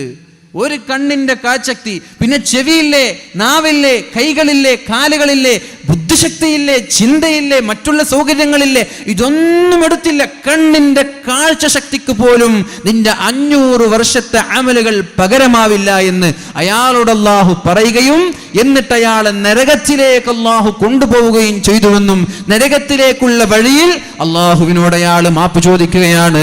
അല്ലാഹുവേ, ഞാൻ എൻ്റെ അമല് കൊണ്ടല്ല റബ്ബേ രക്ഷപ്പെടുന്നത്, ഞാൻ രക്ഷപ്പെടുന്നത് നിന്റെ ഫളല് കൊണ്ടാണ് റബ്ബേ, നിന്റെ ഔദാര്യം കൊണ്ടാണ് റബ്ബേ, നിന്റെ റഹ്മത്ത് കൊണ്ടാണ് റബ്ബേ എന്ന് അയാൾ തിരുത്തി പറഞ്ഞപ്പോഴാണ് അല്ലാഹു അയാൾക്ക് സ്വർഗം നൽകുന്നത് എന്ന് മുഹമ്മദുർ റസൂലുള്ളാഹി സ്വല്ലല്ലാഹു അലൈഹി വസല്ലം. മനസ്സിലായില്ലേ? അമല് കൊണ്ട് രക്ഷപ്പെടില്ല, അമലല്ല, സ്നേഹം വലിയ പ്രധാനമാണിതിൽ. അതുകൊണ്ട് തന്നെയാണ് മഹാന്മാരായ സ്വഹാബാക്കൾ മക്കയിലേക്ക് വരാതെ അള്ളാഹുവിന്റെ ഹബീബിന്റെ മദീനയിൽ തന്നെ താമസിച്ചത്. 10 ലക്ഷം റക്അത്തിന്റെ പ്രതിഫലമുള്ള മക്കയല്ല, ഞങ്ങൾക്കിഷ്ടം 1000 റക്അത്തിന്റെ പ്രതിഫലമുള്ള മദീനയാണ്. കാരണം അവിടെയാണ് അള്ളാഹു ഏറ്റവും ഇഷ്ടപ്പെട്ട ഒരാൾ കിടക്കുന്നത്. അതുകൊണ്ടാണ് നമ്മൾ ആ ഇഷ്ടപ്പെട്ട വ്യക്തിക്ക് വേണ്ടി പ്രാർത്ഥിക്കുമ്പോൾ അള്ളാഹു നമ്മെ ഇഷ്ടപ്പെടുമെന്നാണ്. അള്ളാഹു ഇഷ്ടപ്പെടും. ഉദാഹരണം, നമ്മൾക്ക് ഏറ്റവും ഇഷ്ടം നമ്മുടെ മക്കളെയാണ്. ആ മക്കളെ ഇഷ്ടപ്പെടുന്നവരോടൊക്കെ നമ്മൾക്ക് ഇഷ്ടം ഉണ്ടാവൂലേ? അല്ലേ? ഇവിടെ ഇല്ലേ? നിങ്ങൾക്ക് പോകാനൊക്കെ തിരക്കായി. എത്ര പെട്ടെന്ന് എത്രയായി? ഏകദേശം 9:45. ചൂടുണ്ടോ? ഇല്ലല്ല, ഫാനെല്ലാം തിരിയുന്നില്ലേ? നമ്മൾക്ക് ഏറ്റവും ഇഷ്ടം മക്കളെയാണ്. അപ്പൊ ആ മക്കളെ ഇഷ്ടപ്പെടുന്നവരെ നമ്മൾക്ക് ഇഷ്ടമുണ്ടാകും. അങ്ങനെ ചില കല്യാണം കഴിഞ്ഞ ഭാര്യമാരെ, കല്യാണം കഴിഞ്ഞ സ്ത്രീകളെ വശീകരിക്കുന്നുണ്ട് എന്നൊരു ചർച്ച കേൾക്കാറുണ്ട്. ഉദാഹരണം, ഈ ചില ആളുകളുണ്ടാവൂലേ, മതിൽ ചാടാനും അവിഹിത ബന്ധങ്ങളിൽ ഏർപ്പെടാനും താല്പര്യമുള്ള ആളുകൾ, ഈ സ്ത്രീകളുമായി, കല്യാണം കഴിഞ്ഞവരുമായി പ്രണയത്തിലേർപ്പെടുന്നവർ. അത് പറയുമ്പോൾ ഒരു വിഷയം കൂടി ഞാൻ ഉണർത്താൻ. ഞാൻ തിരൂരിലൂടെ പലപ്പോഴും യാത്ര ചെയ്യുന്ന ഒരാളാണ്. വാല് കഴിഞ്ഞ് പോകുമ്പോൾ അപ്പോൾ ചില ട്രാൻസ്ജെൻഡേഴ്സിനെ രാത്രി എനിക്ക് കാണാറുണ്ട്. നിങ്ങളുടെ നാട്ടിൽ രാത്രിയായാൽ നല്ല മേക്കപ്പ് ചെയ്ത് നല്ല സുന്ദരി കുട്ടികളായി നല്ല സാരിയൊക്കെ ധരിച്ച് രാത്രി ഇങ്ങനെ തിരൂരിൻ്റെ ടൗണുകളിൽ അങ്ങും ഇങ്ങുമായി നടക്കുന്ന കുറച്ചു സ്ത്രീകളെ നമ്മൾക്ക് കാണാറുണ്ട്. അപ്പോൾ ഞാനൊരു ദിവസം എൻ്റെ കൂടെ നമ്മളെ സുഹൃത്തുണ്ട്, ഷംസു എന്ന് പറഞ്ഞു. ഇവനെന്ത് ചെയ്തെന്ന് വെച്ചാലേ അവരെ കണ്ടപ്പോൾ ഒന്ന് നിർത്തി. എനിക്ക് പേടിയാണ്, അവരെ കാണുന്നതിന് പേടിയാണ്. വണ്ടി നിർത്തിയപ്പോൾ അവരിങ്ങോട്ട് പോകും. ഞാൻ പറഞ്ഞു വണ്ടി വേഗം ഒന്ന് വിട്ടാണ്. വണ്ടി ഏതായാലും വേഗം വിട്ടു. അപ്പം ഇങ്ങനെ നമ്മുടെ നാടുകളിൽ ഇറങ്ങി നടക്കുന്നുണ്ട്. അത് ചില ആളുകൾ ദുരുപയോഗം ചെയ്യുന്നുണ്ടോ എന്നൊരു സംശയം കൂടിയുണ്ട്. കാസർഗോഡുണ്ട്, നിങ്ങളുടെ നാട്ടിൽ മാത്രമൊന്നുമല്ല. കാസർഗോഡ് ജില്ലയിലും രാത്രി 12 മണിക്കൊക്കെ ഇതുപോലെ മേക്കപ്പും ചെയ്ത് വരുന്ന നിശാസുന്ദരികളെ കാണാറുണ്ട്. അത്തരം ആളുകളെ കൊണ്ടുപോകുന്നവരുണ്ട്. കാറ് കൊണ്ടുവന്ന് കാറിലൂടെ കയറ്റി ലൈംഗിക താല്പര്യത്തിന് വേണ്ടി കൊണ്ടുപോകുന്നവരുണ്ട്. എന്തൊരു വൃത്തികെട്ട സംസ്കാരമാണിത്. ഇങ്ങനെയൊക്കെയാണ് നമ്മുടെ ജീവിതമെങ്കിൽ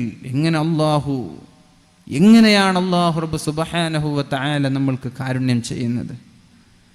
ഇതിനു വേണ്ടി സാമ്പത്തിക താല്പര്യത്തിന് വേണ്ടി പുരുഷന്റെ ഏത് താല്പര്യങ്ങളും ചെയ്തു കൊടുക്കാൻ മടിക്കാതെ മേക്കപ്പ് ചെയ്ത് റോഡിലേക്ക് ഇറങ്ങുന്ന നിശാസുന്ദരികൾ, ആ നിശാസുന്ദരികളെ തേടി വരുന്ന നമ്മുടെ ചെറുപ്പക്കാർ, കല്യാണം കഴിഞ്ഞവരുണ്ട്, കഴിയാത്തവരുണ്ട്. പടച്ച റബ്ബിനെ പേടിച്ചോളൂ. വ്യഭിചാരം എന്നുള്ളത് അപകടമാണ്. നിങ്ങൾ വിചാരിച്ചതുപോലെ വളരെ നിസ്സാരമായി തള്ളിക്കളയേണ്ട വിഷയമല്ല ഈ വ്യഭിചാരം എന്നുള്ളത്.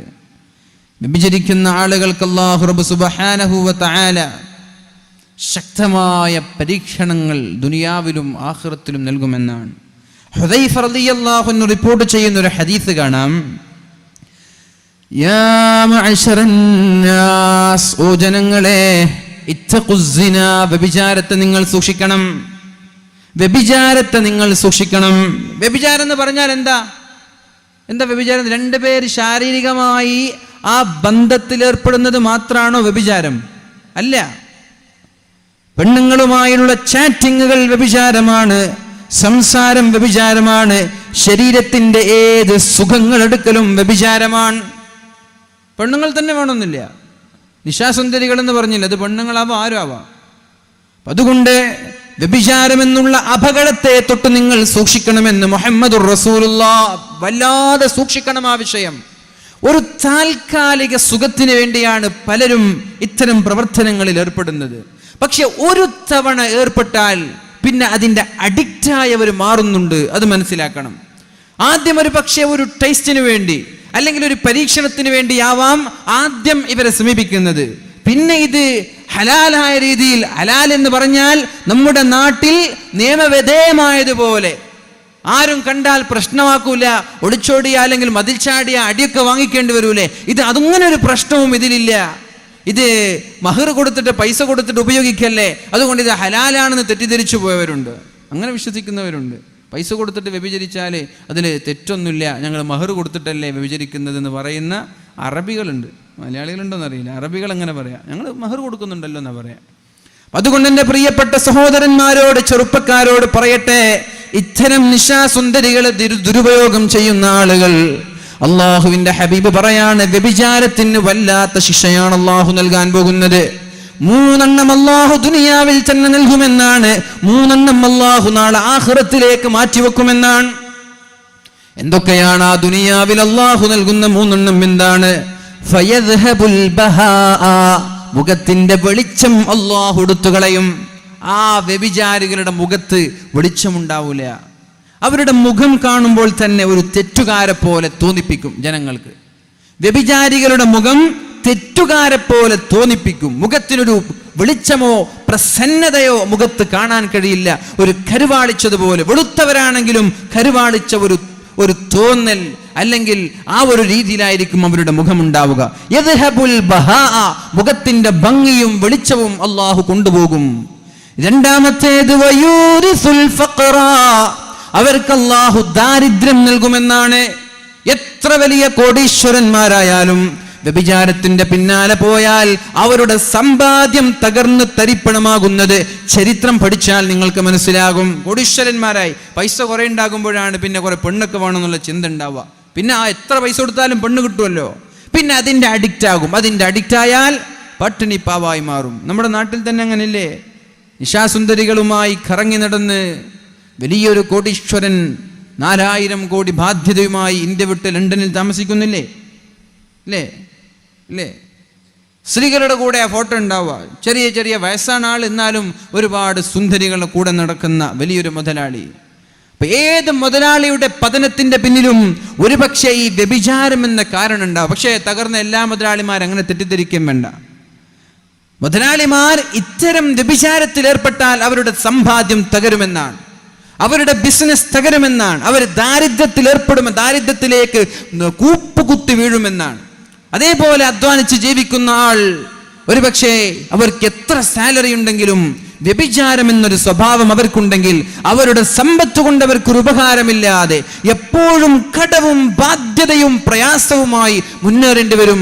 അവർക്ക് അല്ലാഹു ബറക്കത്ത് നൽകൂല, അവർക്ക് അല്ലാഹു ദാരിദ്ര്യം നൽകുമെന്ന് മുഹമ്മദുർ റസൂലുള്ളാഹി സ്വല്ലല്ലാഹു അലൈഹി വസല്ലം. വയൻഖുസുൽ ഉംറ, അല്ലാഹു റബ്ബ് സുബ്ഹാനഹു വ തആല പരിശുദ്ധ ഹബീബിലൂടെ നമ്മൾക്ക് പഠിപ്പിക്കുന്നുണ്ട്, അല്ലാഹു ആയുസ് ചുരുക്കുമെന്നാണ്. വ്യഭിചാരത്തിന്റെ അഡിക്റ്റായ ആളുകൾ വളരെ പെട്ടെന്ന് മരിച്ചു പോകുമെന്നാണ്. ഒരുപക്ഷെ എയ്ഡ്സ് പോലെയുള്ള അസുഖം വരും, എയ്ഡ്സ് വരും. അതൊക്കെ അള്ളാഹു ദുനിയാവിൽ നൽകുന്ന ശിക്ഷയാണ്. എയ്ഡ്സ് ഒക്കെ ഇനി എയ്ഡ്സ് മാത്രമല്ല, മറ്റുള്ള പല രീതിയിലുള്ള അസുഖങ്ങളൊക്കെ ഉണ്ടാവും. അതുകൊണ്ട് വയൻഖുസുൽ ഉംറ, പെട്ടെന്ന് തന്നെ അള്ളാഹു തിരിച്ചു കൊണ്ടുപോകുമെന്ന് മുഹമ്മദുർ റസൂലുള്ളാഹി സ്വല്ലല്ലാഹു അലൈഹി വസല്ലം. പിന്നെയോ ആഖിറത്തിലേക്ക് അള്ളാഹു എടുത്തു വെക്കുന്ന ശിക്ഷ എന്താണ്? ആഖിറത്തിലേക്ക് അല്ലാഹു എടുത്തു വെക്കുന്ന ശിക്ഷ എന്താണ്?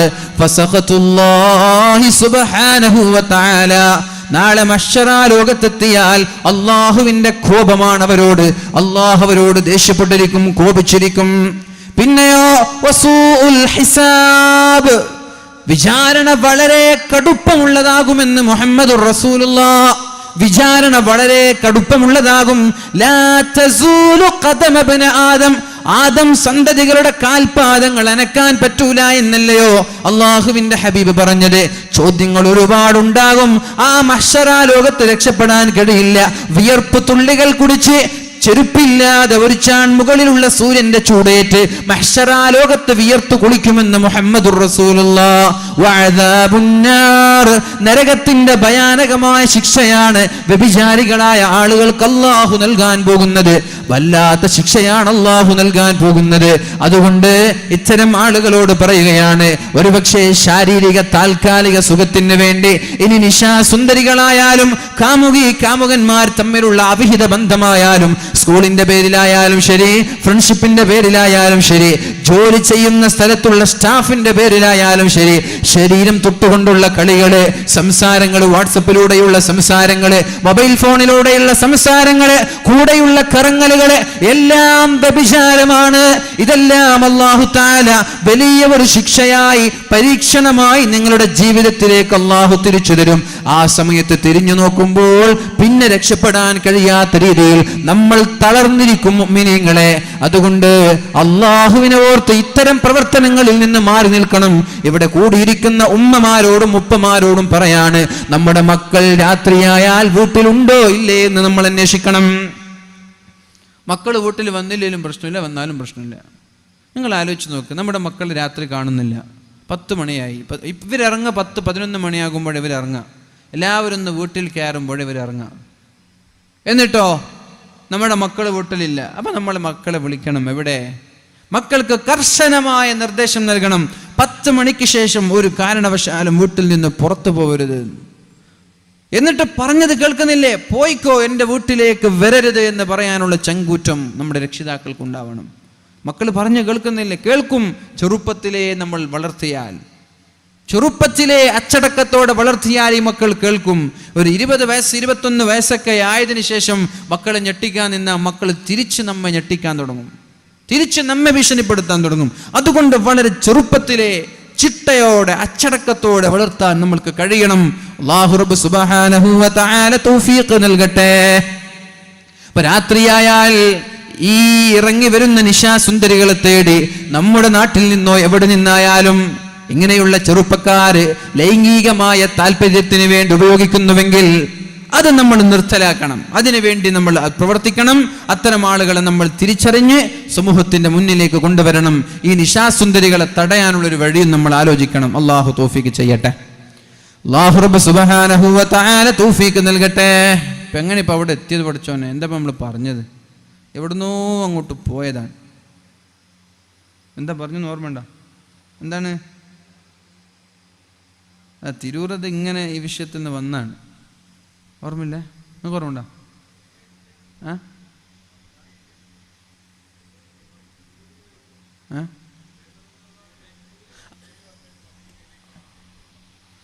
ഒന്നുമില്ലല്ലോ, എന്തോ ഇപ്പോൾ ഓർമ്മയില്ല. അപ്പം നമ്മൾ പറഞ്ഞു വരുന്ന വിഷയം, പരിശുദ്ധ റസൂലുള്ളാഹി സ്വല്ലല്ലാഹു അലൈഹി വസല്ലമ തങ്ങൾ ജീവിതത്തിൽ വ്യക്തമായ നിർദ്ദേശങ്ങൾ നമ്മൾക്ക് നൽകുന്നുണ്ട്. എങ്ങനെ ജീവിക്കണം, എങ്ങനെ മുന്നോട്ട് പോകണം, അതനുസരിച്ച് ജീവിക്കാൻ നമ്മൾ തയ്യാറാവുക. അപ്പോൾ ഈ സ്നേഹം, അള്ളാഹുവിൻ്റെ ഹബീബിനോടുള്ള സ്നേഹം നമ്മുടെ ജീവിതത്തിൽ നമ്മൾ മാതൃകയാക്കി മുന്നോട്ട് പോവുക. നബി തങ്ങളെ നമ്മൾ ആത്മാർത്ഥമായി നമ്മൾ സ്നേഹിക്കുക. അള്ളാഹുവിൻ്റെ ഹബീബിനെ ആത്മാർത്ഥമായി സ്നേഹിക്കുക. മഹാന്മാരെ ആത്മാർത്ഥമായി സ്നേഹിക്കുക.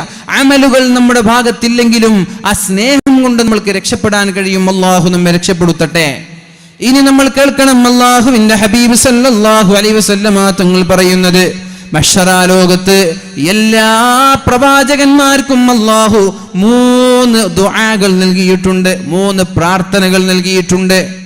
1,24,000 പ്രവാചകന്മാർ ഇന്ന് ഭൂമിയിലേക്ക് കടന്നു വന്നിട്ടുണ്ട്. 1,20,000 ചില്ലാനം പ്രവാചകന്മാർ കടന്നു വന്നിട്ടുണ്ട്. എല്ലാ പ്രവാചകന്മാർക്കും ഒരു ദുആ അല്ലാഹു നൽകിയിട്ടുണ്ട്. ആ ദുആ ചോദിച്ചാൽ അല്ലാഹു ഉത്തരം നൽകുമെന്നുറപ്പാണ്. ഒരു ദുആ ചോദിച്ചാൽ അല്ലാഹു ഉത്തരം നൽകും. എന്ത് ചോദിക്കുക, ആ ദുആയിൽ എന്തും ചോദിക്കുക.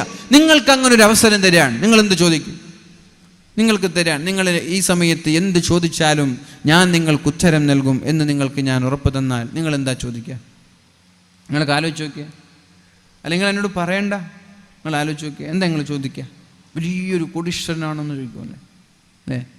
വലിയൊരു കോടീശ്വരൻ, വലിയ വീട് വേണം, വണ്ടി വേണം, അടിച്ചു പൊളിക്കണം, അങ്ങനെയൊക്കെ ചിന്തിക്കുക. നേരെ മറിച്ച് പരിശുദ്ധ റസൂലുള്ളാഹി സ്വല്ലല്ലാഹു അലൈഹി വസല്ലം തങ്ങൾ പറയുന്നുണ്ട്, ലികുല്ലി നബിയിൻ ദഅവത്തുൻ മുസ്തജാബ. ഞാൻ ചോദിച്ചെങ്കിൽ മറുപടി അറിയോ? നിങ്ങളുടെ മനസ്സിൽ എന്താ വന്നത്? എന്ത് ചോദിച്ചാലും ഉത്തരം കിട്ടുന്നൊരു ചാൻസ് വരും. നിങ്ങളുടെ മനസ്സിൽ വന്നോ? എന്തോ കരുതിയോ? നിങ്ങളെന്താ കരുതിയേ? ആഖിബത്തുന്നതായി മരിക്കുക. മാഷാ അല്ലാഹ്. അങ്ങനെ കുറേ ആളുകൾ അങ്ങനെ കരുതും. ചില ചെറുപ്പക്കാരൊക്കെ ഉണ്ടെങ്കിൽ നല്ലൊരു iPhone X കിട്ടിയാൽ മതി അതിനു എന്നൊക്കെ വിചാരിക്കുന്നതാണ് ചെറുപ്പക്കാർ. പിന്നെ കുറച്ചും കൂടി ഇതായാൽ പിന്നെ ഒരു ബുള്ളറ്റൊക്കെ ആയിരിക്കും ആഗ്രഹം ഉണ്ടാവും, അല്ലേ? മനസ്സിൽ വേറെ എന്തൊക്കെ കൊതിച്ചു? നല്ലൊരു കോടീശ്വരനാകണമെന്ന് മനസ്സിൽ കൊതിച്ചിറങ്ങിപ്പോക്കെ ആരും ആഗ്രഹിച്ചില്ല. കുറച്ചൊന്നും പൈസനോട് തീരെ താല്പര്യമില്ലെന്നുണ്ടല്ലോ. അപ്പോൾ ഏതായാലും നമ്മൾ ചിന്തിക്കുക ദുന്യവിയായ വിഷയങ്ങളാണ്. നമ്മുടെ മനസ്സിലേക്ക് ഓടി വരെ ദുന്യവിയായ വിഷയങ്ങൾ. എന്ത് ചോദിച്ചാലും തരാമെന്ന് പറഞ്ഞാൽ ആദ്യം നമ്മുടെ മനസ്സിലേക്ക് ദുന്യവിയായ വിഷയങ്ങളാണ് കടന്നു വരിക. അല്ലാഹുവിൻ്റെ ഹബീബായ റസൂലുള്ളാഹി സ്വല്ലല്ലാഹു അലൈഹി വസല്ലം തങ്ങൾ പറയുന്നുണ്ട്, ഫതഅജ്ജല കുല്ലു നബിയിൻ ദഅവതഹ. എല്ലാ പ്രവാചകന്മാരും അവരവരുടെ പ്രാർത്ഥനകളെ ദുനിയാവിൽ വെച്ച് തന്നെ പ്രാർത്ഥിച്ചു കഴിഞ്ഞിരിക്കുകയാണ്. എന്നാൽ ഞാനോ എന്റെ ദുആ ഞാൻ ദുനിയാവിൽ വെച്ച് ദുആ ചെയ്തില്ല, എന്റെ പ്രാർത്ഥനയെ ഞാൻ ദുനിയാവിൽ വെച്ച് ഉപയോഗിച്ചില്ല. ശഫാഅത്തൻ ലി ഉമ്മതി യൗമൽ ഖിയാമ. നാളെ മഹ്ശറാ ലോകത്തൊരു കാര്യം വരാനുണ്ട്, ഒരു അവസരം വരാനുണ്ട്, വളരെ ഗൗരവമേറിയ ഒരു സമയം വരാനുണ്ട് മഹ്ശറാ ലോകത്തെ.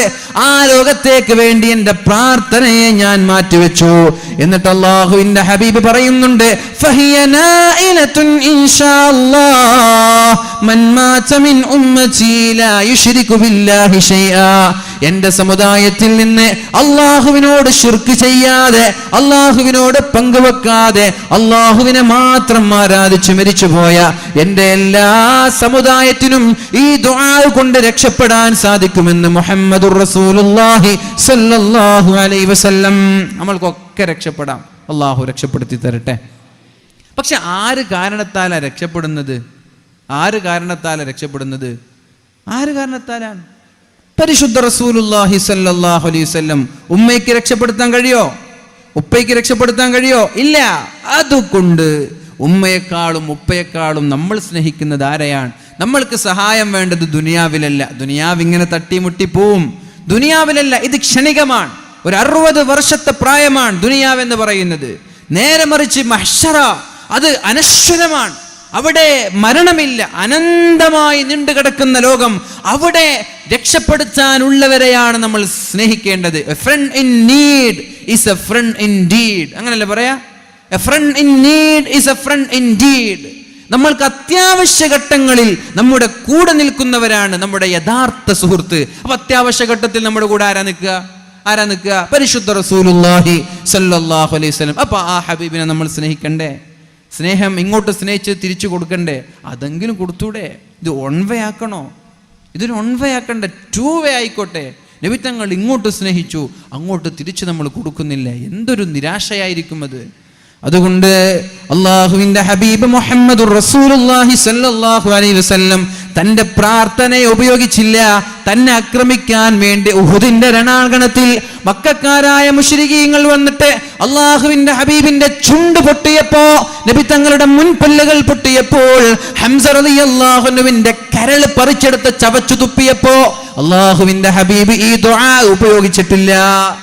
സ്വഹാബാക്കൾക്ക് വേണ്ടി ഉപയോഗിച്ചില്ല.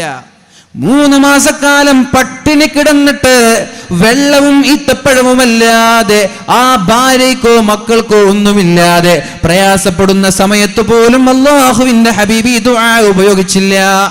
ഭാര്യയ്ക്ക് വേണ്ടിയോ മക്കൾക്ക് വേണ്ടിയോ സ്വഹാബകൾക്ക് വേണ്ടിയോ കുടുംബത്തിന് വേണ്ടിയോ ഒരാൾക്ക് വേണ്ടിയും ഉപയോഗിക്കാതെ എൻ്റെ ഉമ്മത്തിന്, എൻ്റെ സമുദായത്തിന് വേണ്ടി ഞാൻ ഉപയോഗിക്കുന്നു എന്ന് പറഞ്ഞ് നമ്മൾക്ക് വേണ്ടി ദുആ മാറ്റിവെച്ച ഹബീബിനെ നമ്മൾ തിരിച്ച് സ്നേഹിക്കണ്ടയോ? അവർക്ക് വേണ്ടി വല്ലതും നമ്മൾ ചെയ്യേണ്ടയോ? മുഅ്മിനീങ്ങളെ, ആ ചെയ്യലാണ് വളരെ മുഅ്മിനീങ്ങളായി ചിട്ടയോടെ വളരുക എന്നുള്ളത്. എന്നെ കാണുമ്പോൾ എൻ്റെ ഹബീബിന് സന്തോഷം തോന്നുമോ എന്ന് നമ്മൾ ആലോചിക്കണം. രാത്രിയായാൽ ഇറങ്ങിച്ചെന്ന് ഇതുപോലെയുള്ള വ്യഭിചാരങ്ങളിലും അവിഹിത ബന്ധങ്ങളിലും ഏർപ്പെടുന്നത് എൻ്റെ ഹബീബ് കണ്ടാൽ, എൻ്റെ റസൂല് കണ്ടാൽ എൻ്റെ റസൂലിന് വേദനിക്കൂലേ എന്നൊരു ചിന്ത നമ്മൾക്കുണ്ടാവണം. ഞാൻ കളവ് പറയുന്നത്, ഞാൻ കഞ്ചാവ് ഉപയോഗിക്കുന്നത്, ഞാൻ വ്യഭിചരിക്കുന്നത്, ഞാൻ ഹറാം ചെയ്യുന്നത്, ഞാൻ കള്ള് കുടിക്കുന്നത് എൻ്റെ ഹബീബ് കണ്ടാൽ, സുബഹി നിസ്കരിക്കാതെ ഞാൻ കിടന്നുറങ്ങുന്നത് എൻ്റെ ഹബീബ് കണ്ടാൽ എൻ്റെ ഹബീബിന് വേദനിക്കൂലേ എന്നൊരു വിഷമം നമ്മൾക്കുണ്ടാവണം. കാമുകി കാണുമ്പോൾ നമ്മൾ നന്നാവുന്നില്ലേ? ഇല്ലേ? കാമുകി കാണുമ്പോൾ നമ്മൾ നന്നാവുന്നില്ലേ? കാമുകി കാണുമെന്ന് ഏതെങ്കിലും ഒരു സ്ഥലത്ത് കാണാമെന്ന് പറഞ്ഞാൽ ഏറ്റവും നല്ല വസ്ത്രം ധരിച്ചിട്ടല്ലേ നമ്മൾ പോവുക? കുളിച്ചിട്ടല്ലേ നമ്മൾ പോവുക? വളരെ സുന്ദരനായിട്ടല്ലയോ നമ്മൾ പോവുക? അവളുടെ കൂടെ സമയം ചെലവഴിക്കുമ്പോൾ സ്വഭാവത്തിൽ ഒരു കുറവ് പോലും വരരുത് എന്ന് നമ്മൾ ചിന്തിക്കാറില്ലേ?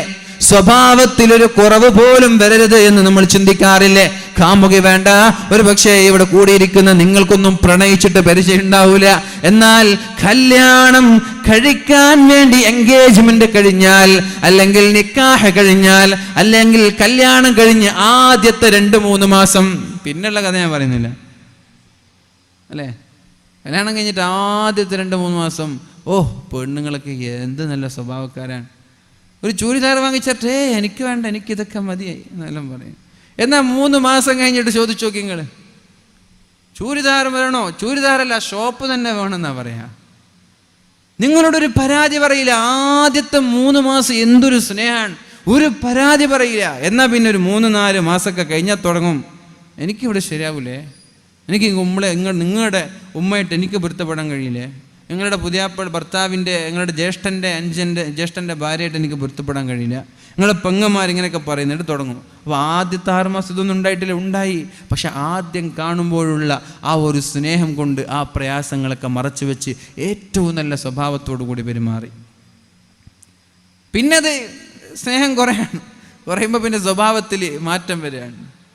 അതുകൊണ്ട് എൻ്റെ പ്രിയമുള്ള മുഅ്മിനീങ്ങളോട് പറയുന്നത്, അല്ലാഹുവിൻ്റെ ഹബീബ് സല്ലല്ലാഹു അലൈഹി വസല്ലം നമ്മൾ ചെയ്യുന്ന പ്രവർത്തനങ്ങൾ കണ്ടാൽ നബി തങ്ങൾക്ക് വേദനിക്കൂലേ എന്ന ഒരു ചിന്ത നമ്മളിൽ ഉണ്ടാവണം. എന്നിട്ട് നബി തങ്ങൾക്ക് കൊടുക്കാനുള്ള സമ്മാനം എന്താണ്? നമ്മെ സ്നേഹിച്ചതിന്റെ പേരിൽ അല്ലാഹുവിൻ്റെ ഹബീബിനെ തിരിച്ച് നമ്മൾക്ക് കൊടുക്കാൻ കഴിയുന്ന സമ്മാനമാണ് ഏറ്റവും നല്ല രീതിയിൽ ജീവിക്കുക എന്നുള്ളത്. തെറ്റുകൾ ചെയ്യാതെ ജീവിക്കുക എന്നുള്ളത്, അതാണ് തിരിച്ച് അല്ലാഹുവിൻ്റെ ഹബീബിന് നമ്മൾക്ക് നൽകാനുള്ള സമ്മാനം. അല്ലാഹു തൗഫീഖ് ചെയ്യട്ടെ. നബി തങ്ങൾക്ക് വലിയ ഇഷ്ടമായിരിക്കും നമ്മൾ ഏറ്റവും നല്ല സ്വഭാവത്തോടു കൂടി ജീവിച്ചാൽ, നിസ്കരിക്കലൊന്നല്ല വലിയ പ്രധാനം, സ്വഭാവം നന്നാക്കിയാൽ മതി. നിസ്കാരമൊക്കെ വേണം, സ്വഭാവം നന്നാക്കിയാൽ തന്നെ നബി തങ്ങൾക്ക് വലിയ ഇഷ്ടമാകും. കാരണം ഇസ്ലാമിനെ വിലയിരുത്തുന്നത് നിസ്കാരത്തിലല്ല, ഒരു മനുഷ്യന്റെ സ്വഭാവത്തിലാണ്. ഇസ്ലാമിനെ വിലയിരുത്തുന്നത് നിങ്ങൾ എത്രത്തോളം നിസ്കരിക്കുന്നുണ്ട്, നിങ്ങൾക്ക് തഹജ്ജുദുണ്ടോ, നിസ്കാരത്തഴമ്പുണ്ടോ നോക്കിയിട്ടല്ല. നിങ്ങളുടെ സ്വഭാവം കണ്ടിട്ടാണ് ഇസ്ലാമിനെയും മുസ്ലിമിനെയും വിലയിരുത്തുന്നത്. നിങ്ങളുടെ സ്വഭാവം കാണുമ്പോഴാണ് മുഹമ്മദ് നബിയുടെ സ്വഭാവം ഓർമ്മ വരുന്നത്. നിങ്ങൾ മോശമാകുമ്പോൾ അവർ പറയും നിങ്ങളുടെ പ്രവാചകന് മോശമായിരിക്കുമെന്ന്. നിങ്ങൾ നന്നായാൽ അവർ പറയും നിങ്ങളുടെ പ്രവാചകനും നല്ലവരാണ് എന്ന്. അതുകൊണ്ട് പ്രവാചകനെ കുറിച്ച് നല്ലത് പറയിപ്പിക്കാൻ നമ്മൾക്ക് ചെയ്യാൻ പറ്റുന്ന വഴി ഏറ്റവും നല്ല സ്വഭാവത്തോടെ ജീവിക്കുക എന്നുള്ളതാണ്. അതാണ് പുണ്യ ഹബീബിന് തിരിച്ച് നമ്മൾക്ക് കൊടുക്കാനുള്ള സമ്മാനം. അള്ളാഹു തൗഫീഖ് ചെയ്യട്ടെ. പ്രതിജ്ഞയെടുക്കണം, എൻ്റെ നാവ് കൊണ്ട് ഞാൻ ജീവിതത്തിൽ ഒരാളെയും വേദനിപ്പിക്കൂല എന്ന്. എൻ്റെ നാവ് കൊണ്ട് ജീവിതത്തിൽ ഒരാളെ ഞാൻ വേദനിപ്പിക്കൂല എന്ന്. എൻ്റെ സ്വഭാവം കൊണ്ട് ഞാൻ ഒരാളെ വേദനിപ്പിക്കൂല എന്ന്. മുസ്ലിമായാലും അമുസ്ലിമായാലും അവർക്കൊക്കെ ഞാൻ സ്നേഹം മാത്രമേ നൽകുമെന്നുള്ള പ്രതിജ്ഞ. അതാണ് ഈ റബീഇൽ നിങ്ങളോട് എനിക്ക് നൽകാനുള്ള സന്ദേശം. നമ്മൾക്ക് നബി തങ്ങൾക്ക് നൽകാനുള്ള സമ്മാനം ചിട്ടയോടെയുള്ള, അച്ചടക്കത്തോടെയുള്ള, സ്വൽസ്വഭാവത്തോടെയുള്ള ജീവിതമാണ്. അല്ലാഹു റബ്ബ് സുബ്ഹാനഹു വ തആല തൗഫീഖ് നൽകട്ടെ. പരിശുദ്ധ റസൂലുള്ളാഹി സ്വല്ലല്ലാഹു അലൈഹി വസല്ലം ശഫാഅത്തിന്റെ രംഗം പറയുന്നുണ്ട് മഹ്ശറാ ലോകത്ത്. അല്ലാഹ് വളരെ നീണ്ട ഹദീസാണിത്. അള്ളാഹുവിന്റെ ഹബീബ് സുജൂദിൽ കിടക്കുന്ന രംഗം നമ്മൾക്കറിയാം. ആ സമയത്താണ് അള്ളാഹു പറയുന്നത്, യാ മുഹമ്മദ് ഇർഫഅ റഅസക്, മുഹമ്മദേ തല ഉയർത്തൂ, ആവശ്യമുള്ളത് ചോദിക്കൂ. മഹ്ശറാ ലോകത്ത് എല്ലാവരും ഇവിടെ ഇല്ലേ? ഒന്ന് എണീറ്റ് നിന്നിട്ട് ഇരിക്കണോ? വേണമെങ്കിൽ ഒന്ന് എണീറ്റ് നിന്നിട്ട് ഇരുന്നോളൂ. ഞാൻ നിർത്തും, കുറെ സമയമൊന്നുമില്ല, 10 മണിയായി, നിർത്താനായി. ഒന്ന് എണീറ്റ് നിന്നിട്ട് സല്ലു അലാ സയ്യിദിനാ മുഹമ്മദ്, اللهم صل على سيدنا محمد وعلى آل سيدنا محمد وبارك وسلم عليه. اللهم صل على سيدنا محمد وعلى آل سيدنا محمد وبارك وسلم عليه. ഒരു 10 ആകുമ്പോഴേക്കും നിർത്തി ദുആക്കെ ചെയ്ത് പിരിയാ ഇൻഷാ അല്ലാഹ്. ഇതെന്തായാലും അള്ളാഹു സ്വീകരിക്കുമെന്ന് ഉറപ്പാണ്. നബി തങ്ങളെക്കുറിച്ച് ചർച്ച ചെയ്യുന്ന ഒരു ഹദീസ്, ഒരു സദസ്സാണിത്. മഹ്ശറാ ലോകത്ത് എല്ലാ പ്രവാചകന്മാർക്കും പ്രത്യേകമായ ഇരിപ്പിടമുണ്ട് എന്നാണ്. സിംഹാസനം. എല്ലാ പ്രവാചകന്മാർക്കും ഒരു സിംഹാസനമുണ്ട്. അതേപോലെ വളരെ മനോഹരമായ ഒരു സിംഹാസനം അള്ളാഹുവിൻ്റെ ഹബീബായ റസൂലുള്ളാഹി സ്വല്ലല്ലാഹു അലൈഹി വസല്ലമ തങ്ങൾക്കുമുണ്ട്. എല്ലാ പ്രവാചകന്മാരും അവരവരുടെ സിംഹാസനത്തിൽ കയറിയിരിക്കുകയാണ്. നമ്മളൊക്കെ ആദ്യം വന്നിട്ട് സീറ്റ് പിടിക്കൂലേ, അതേപോലെ പ്രവാചകന്മാർ അവരുടെ പേരുല്ലേഖനം ചെയ്യപ്പെട്ട സിംഹാസനത്തിൽ കയറിയിരിക്കുകയാണ്. പക്ഷേ ഒരു ചെയർ മാത്രം, ഒരു സിംഹാസനം മാത്രം ഒഴിഞ്ഞു കിടക്കുന്നു. അതാരുടെ ചെയറാണ്? മുഹമ്മദുർ റസൂലുള്ളാഹി സ്വല്ലല്ലാഹു അലൈഹി വസല്ലം. നബി തങ്ങളുടെ ചെയർ അവിടെ ബാക്കിയാണ്, നബി തങ്ങളുടെ സിംഹാസനം അവിടെ ബാക്കിയാണ്. അപ്പോഴാണ് അല്ലാഹുവിന്റെ ഹബീബിനോട് അല്ലാഹു ചോദിക്കുന്നത്, യാ മുഹമ്മദു, മുഹമ്മദേ, മുഹമ്മദ് നബിയെ, നിങ്ങളെന്തേ നിങ്ങളുടെ സിംഹാസനത്തിൽ കയറിയിരിക്കാത്തത്? നിങ്ങളെന്തേ നിങ്ങളുടെ സിംഹാസനത്തിൽ കയറിയിരിക്കാത്തത്? അപ്പോഴാണ് പരിശുദ്ധ റസൂലുള്ളാഹി സ്വല്ലല്ലാഹു അലൈഹി വസല്ലമ തങ്ങൾ പറയുന്നത്, അല്ലാഹുവേ, ഞാൻ എൻ്റെ സിംഹാസനത്തിൽ കയറിയിരിക്കാതിരിക്കാനുള്ള കാരണം ഞാൻ പേടിച്ചു പോയതാണ് റബ്ബേ. എന്താ പേടിച്ചത്? ആ സിംഹാസനത്തിൽ കയറിയാൽ എന്നെ നേരെ സ്വർഗത്തിലേക്ക് കൊണ്ടുപോകുമോ എന്നാണ് എൻ്റെ പേടി. എന്നെ സ്വർഗത്തിലേക്ക് കൊണ്ടുപോകുമോ എന്നാണ് എൻ്റെ പേടി. സ്വർഗത്തിലേക്ക് കൊണ്ടുപോകുന്നതിൽ പേടിക്കാൻ എന്താണ്? സന്തോഷിക്കുകയല്ലേ വേണ്ടത്? സ്വർഗത്തിലേക്ക് കൊണ്ടുപോയാൽ സന്തോഷിക്കുകയല്ലേ വേണ്ടത്? പക്ഷെ നബി തങ്ങൾക്കതൊരു പേടിയായിരുന്നു എന്നാണ്, നബി തങ്ങൾക്കതൊരു വിഷമമായിരുന്നു എന്നാണ്.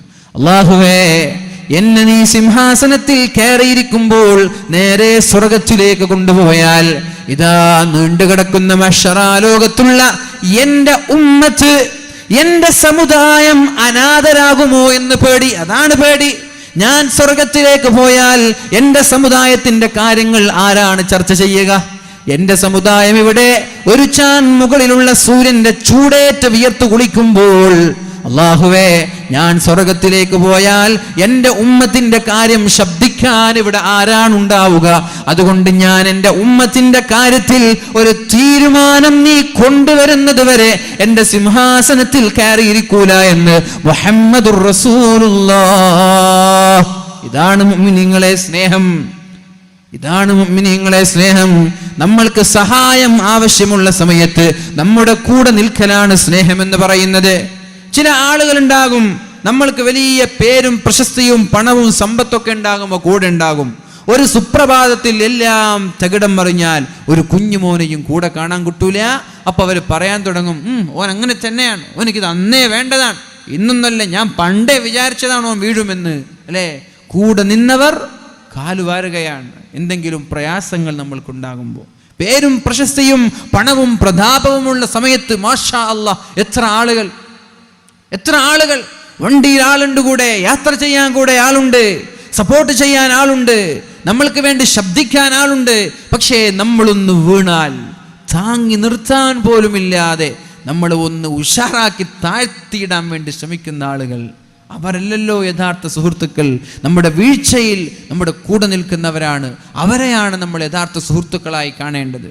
പരിശുദ്ധ റസൂലുള്ളാഹി സ്വല്ലല്ലാഹു അലൈഹി വസല്ലം നമ്മൾ ഏറ്റവും പ്രയാസപ്പെടുന്ന സമയത്ത് നമ്മുടെ കൂടെ ഉണ്ടാകുമെന്നാണ്. അതുകൊണ്ട് നബി തങ്ങളെ നമ്മൾ സ്നേഹിക്കണ്ടേ? മുഹമ്മദേ, തല ഉയർത്ത്. എന്തിനാണ് ഇങ്ങനെ കരയുന്നത്?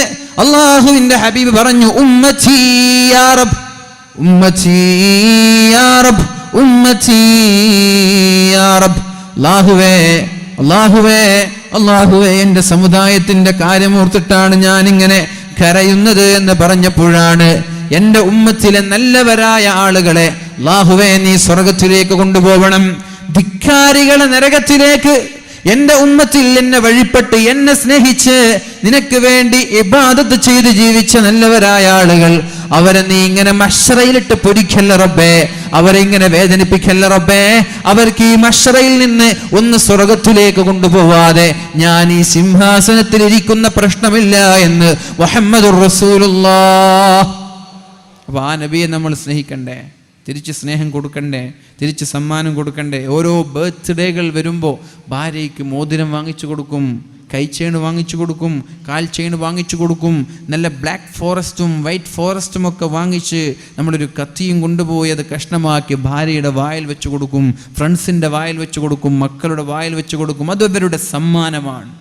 എന്നാൽ മുത്ത് ഹബീബിനുള്ള സമ്മാനം എന്ത്? നമ്മെ ഭാര്യയെക്കാളും ഉമ്മയെക്കാളും ഉപ്പയെക്കാളും മക്കളെക്കാളും സ്നേഹിച്ച ആ സ്നേഹഭാജനത്തിന് നമ്മൾ കൊടുക്കുന്ന സമ്മാനം എന്താണ്? ആ സമ്മാനമാണ് നമ്മുടെ ചിട്ടയോടെയുള്ള അച്ചടക്കത്തോടെയുള്ള ജീവിതം. അത് കണ്ടാൽ ഹബീബിൻ്റെ കണ്ണിന് കുളിർമ ലഭിക്കുമെന്നാണ്. നമ്മൾ കാണുമ്പോൾ ഹബീബിൻ്റെ കണ്ണിന് കുളിർമ ലഭിക്കണം. ഹബീബ് നമ്മെ വീക്ഷിച്ചു കൊണ്ടേയിരിക്കുകയാണ് റൗദയിൽ കിടന്നിട്ട്. അള്ളാഹു നല്ല രീതിയിൽ ജീവിക്കാൻ നമ്മൾക്ക് തൗഫീക്ക് ചെയ്യട്ടെ.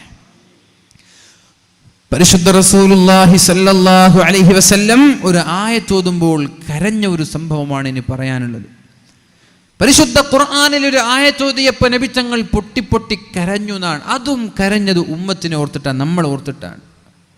ബിസ്മില്ലാഹിർ റഹ്മാനിർ റഹീം, സൂറത്തു ഇബ്രാഹീമിലെ 36-ാമത്തെ ആയത്ത്.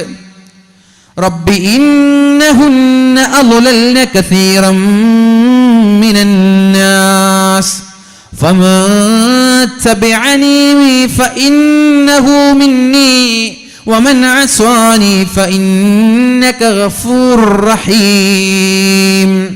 ഇബ്രാഹിം നബി അലൈഹിസ്സലാം അദ്ദേഹത്തിന്റെ സമുദായത്തോട് പെരുമാറിയ രംഗമാണ് ഖുർആനിൽ പറയുന്നത്. നോക്കണം, നമ്മൾക്ക് ലഭിച്ച സൗഭാഗ്യമാണ് അള്ളാഹുവിന്റെ ഹബീബിനെ പ്രവാചകനായിട്ട് ലഭിച്ചു എന്നുള്ളത്. ഇബ്രാഹിം നബിയുടെ സമുദായത്തിന് ഇബ്രാഹിം നബിയെ കിട്ടിയത്, മൂസാ നബിയുടെ സമുദായത്തിന് മൂസാ നബിയെ കിട്ടിയത്, പ്രവാചകന്മാരിൽ ഏറ്റവും ഉത്കൃഷ്ടരായ ഒരാളെ കിട്ടിയെന്നുള്ളത് നമ്മുടെ ഭാഗ്യല്ലേ? നമ്മൾ ഇബ്രാഹിം നബിയുടെ ഉമ്മത്തായി ജീവിച്ചിരുന്നെങ്കിൽ ഈ ഒരു ഭാഗ്യം കിട്ടുമോ? മറ്റുള്ള പ്രവാചകന്മാരെ നിസ്സാരമാക്കുകയല്ല, അള്ളാഹുവിന്റെ ഹബീബിന്റെ മഹത്വം പറയുകയാണ്. മഹാനായ ഇബ്രാഹിം നബി അലൈഹിസ്സലാം തന്റെ സമുദായത്തോട് പെരുമാറിയ രീതി, ഒരുപാട് കാലം ദഅവത്ത് നടത്തിയിട്ട് മഹാനായ ഇബ്രാഹിം നബി അലൈഹിസ്സലാം ക്ഷീണിച്ചു പോയപ്പോ, സമുദായത്തിൽ നിന്ന് നിരാശരായപ്പോൾ അള്ളാഹുവിനോട് ഇബ്രാഹിം നബി ഒരു ദുആ ചെയ്യുന്നുണ്ട്, പ്രാർത്ഥിക്കുന്നുണ്ട്. എന്താണ് ആ പ്രാർത്ഥന? റബ്ബി ഇന്നഹുന്ന അളലൽന കസീറൻ മിനന്നാസ്. അല്ലാഹുവേ എന്റെ സമുദായത്തിലെ ഒരുപാട് ആളുകൾ വഴി പിഴച്ചു പോയിട്ടുണ്ട് റബ്ബേ. എന്റെ സമുദായത്തിലെ കേൾക്കണേ, സഹോദരന്മാരെ കേൾക്കണേ. നിങ്ങളുടെ മൈൻഡ്, നിങ്ങളുടെ ചെവി നിങ്ങൾ ഇങ്ങോട്ട് തന്നെ തരിക. ഞാൻ നിർത്തും, വേഗം നിർത്തും. ഇപ്പോൾ ചില ആളുകൾക്ക് കൂടിപ്പോകുമ്പോൾ പിന്നെ കോൺസെൻട്രേഷൻ കിട്ടൂല. അതൊക്കെ ഉള്ളത് തന്നെയാണ്. 2 മണിക്കൂറൊന്നും പ്രസംഗിച്ചുകൂടാന്നുള്ളതാണ് സത്യത്തിൽ. നബി തങ്ങളുടെ പ്രസംഗമൊക്കെ വളരെ ചുരുങ്ങിയ പ്രസംഗങ്ങളായിരുന്നു. പക്ഷെ നമ്മൾക്കിപ്പോൾ അതൊന്നും ചെയ്യാതിരിക്കാൻ കഴിയില്ലല്ലോ. ഞാൻ യാത്ര ചെയ്യാൻ തുടങ്ങി എത്ര മണിക്കുന്നറിയാം? 11 മണിക്ക് തുടങ്ങിയ യാത്ര. ഇന്നലെ ഒരു ഡേറ്റ് കൊടുത്തിരുന്നത് ക്യാൻസൽ ആയതിൻ്റെ പേരിൽ യാത്ര കുറച്ച് ലോങ് ആയിപ്പോയി. 11 മണിയാകുമ്പോൾ എത്രയാണ്? 12, 1, 2, 3, 4, 5, 6, 7, 8 മണിക്കൂർ യാത്ര ചെയ്തിട്ട് അവിടെ എത്തി. റബ്ബി ഇന്നഹുന്ന അളലൽന കസീറൻ മിനന്നാസ്. അല്ലാഹുവേ ജനങ്ങളിൽ ഒരുപാട് ആളുകൾ വഴി പിഴച്ചുപോയി റബ്ബേ, വഴി പിഴച്ചുപോയി ഒരുപാട് ആളുകൾ. ഫമൻ തബിഅനി ഫഇന്നഹു മിന്നി. അല്ലാഹുവേ ആരാണ് എന്നെ കൊണ്ട് പിന്തുടരുന്നത്, ആരാണ് എൻ്റെ കൂടെ നിൽക്കുന്നത്, അവരുടെ കാര്യം മാത്രമേ എനിക്ക് ശ്രദ്ധിക്കാനുള്ളൂ. എൻ്റെ കൂടെ നിന്നവരെ ഞാൻ ഏറ്റെടുക്കും. എന്നാൽ വമൻ അസ്വാനി ഫഇന്നക ഗഫൂറുർ റഹീം. അല്ലാഹുവേ എന്നോടാരെങ്കിലും മോശമായി പെരുമാറിയാൽ, അല്ലാഹുവേ എന്നോടാരെങ്കിലും ഞാൻ പറയുന്നത് കേൾക്കാത്ത ആളുകൾ, അവരുടെ കാര്യം ഞാൻ ഏറ്റെടുക്കുന്നില്ല. അവരെ വേണമെങ്കിൽ നിനക്ക് ശിക്ഷിക്കാം റബ്ബേ, വേണമെങ്കിൽ നിനക്ക് പുറത്തു കൊടുക്കാം റബ്ബേ. ഞാൻ ശ്രദ്ധിക്കുന്നത് എന്നെ ഫോളോ ചെയ്ത ആളുകളെ മാത്രമാണ് എന്ന് മഹാനായ ഇബ്രാഹിം നബി അലൈഹിസ്സലാം പറയുന്ന രംഗം പരിശുദ്ധമായ ഖുർആനിലൂടെ അല്ലാഹുവിന്റെ ഹബീബ് ഓതിയപ്പോൾ കരയാൻ തുടങ്ങി.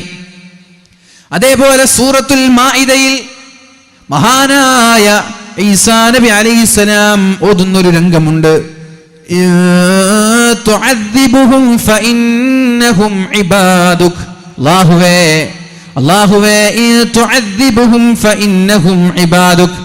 നീ അവരെ ശിക്ഷിക്കുകയാണെങ്കിൽ അത് നിന്റെ ഇഷ്ടമാണ്, കാരണം അവർ നിന്റെ അടിമകളാണ്. എന്നെ പിന്തുടരാത്തവർ, എന്നെ ഫോളോ ചെയ്യാത്തവർ, എന്നെ പിൻപറ്റാത്തവർ, അവരെ നീ ശിക്ഷിക്കുകയാണെങ്കിൽ അത് നിന്റെ ഇഷ്ടമാണ് റബ്ബേ, കാരണം ഫഇന്നഹും മിൻ ഇബാദിക്, ഫഇന്നഹും ഇബാദുക്, അവർ നിന്റെ അടിമയാണ്. വയതഗ്ഫിർ ലഹു ഫഇന്നക അൻതൽ അസീസുൽ ഹകീം. ഇനി നീ അവർക്ക് മാപ്പ് നൽകിയാൽ അത് നിന്റെ ഇഷ്ടമാണ്, നീ ഗഫൂറാണല്ലോ, നിന്റെ ഇഷ്ടമാണ്. ഇത് ഈ ആയത്ത് ഓതിയപ്പോഴും അല്ലാഹുവിന്റെ ഹബീബ് കരയാൻ തുടങ്ങി. ഫറഫഅ യദൈഹി, ഇരു കരങ്ങളും ഉയർന്നു. ഓതുന്നതിനിടയിൽ ഇരു കരങ്ങളും ഉയർന്നു. എന്നിട്ട് വഖാൽ, പറഞ്ഞു, അല്ലാഹുമ്മ ഉമ്മത്തി, അല്ലാഹുമ്മ ഉമ്മത്തി. അല്ലാഹുവേ എൻ്റെ സമുദായത്തിന്റെ കാര്യത്തിൽ ഞാൻ അങ്ങനെ പറയില്ല. എന്നെ പിൻപറ്റിയവരെ മാത്രം രക്ഷപ്പെടുത്തണമെന്ന് ഞാൻ പറയില്ല. അല്ലാഹുമ്മ ഉമ്മത്തി. ഫബകാ റസൂലുള്ളാഹ്. ഇത് പറഞ്ഞുകൊണ്ട് അല്ലാഹുവിന്റെ ഹബീബ് കരയാൻ തുടങ്ങി.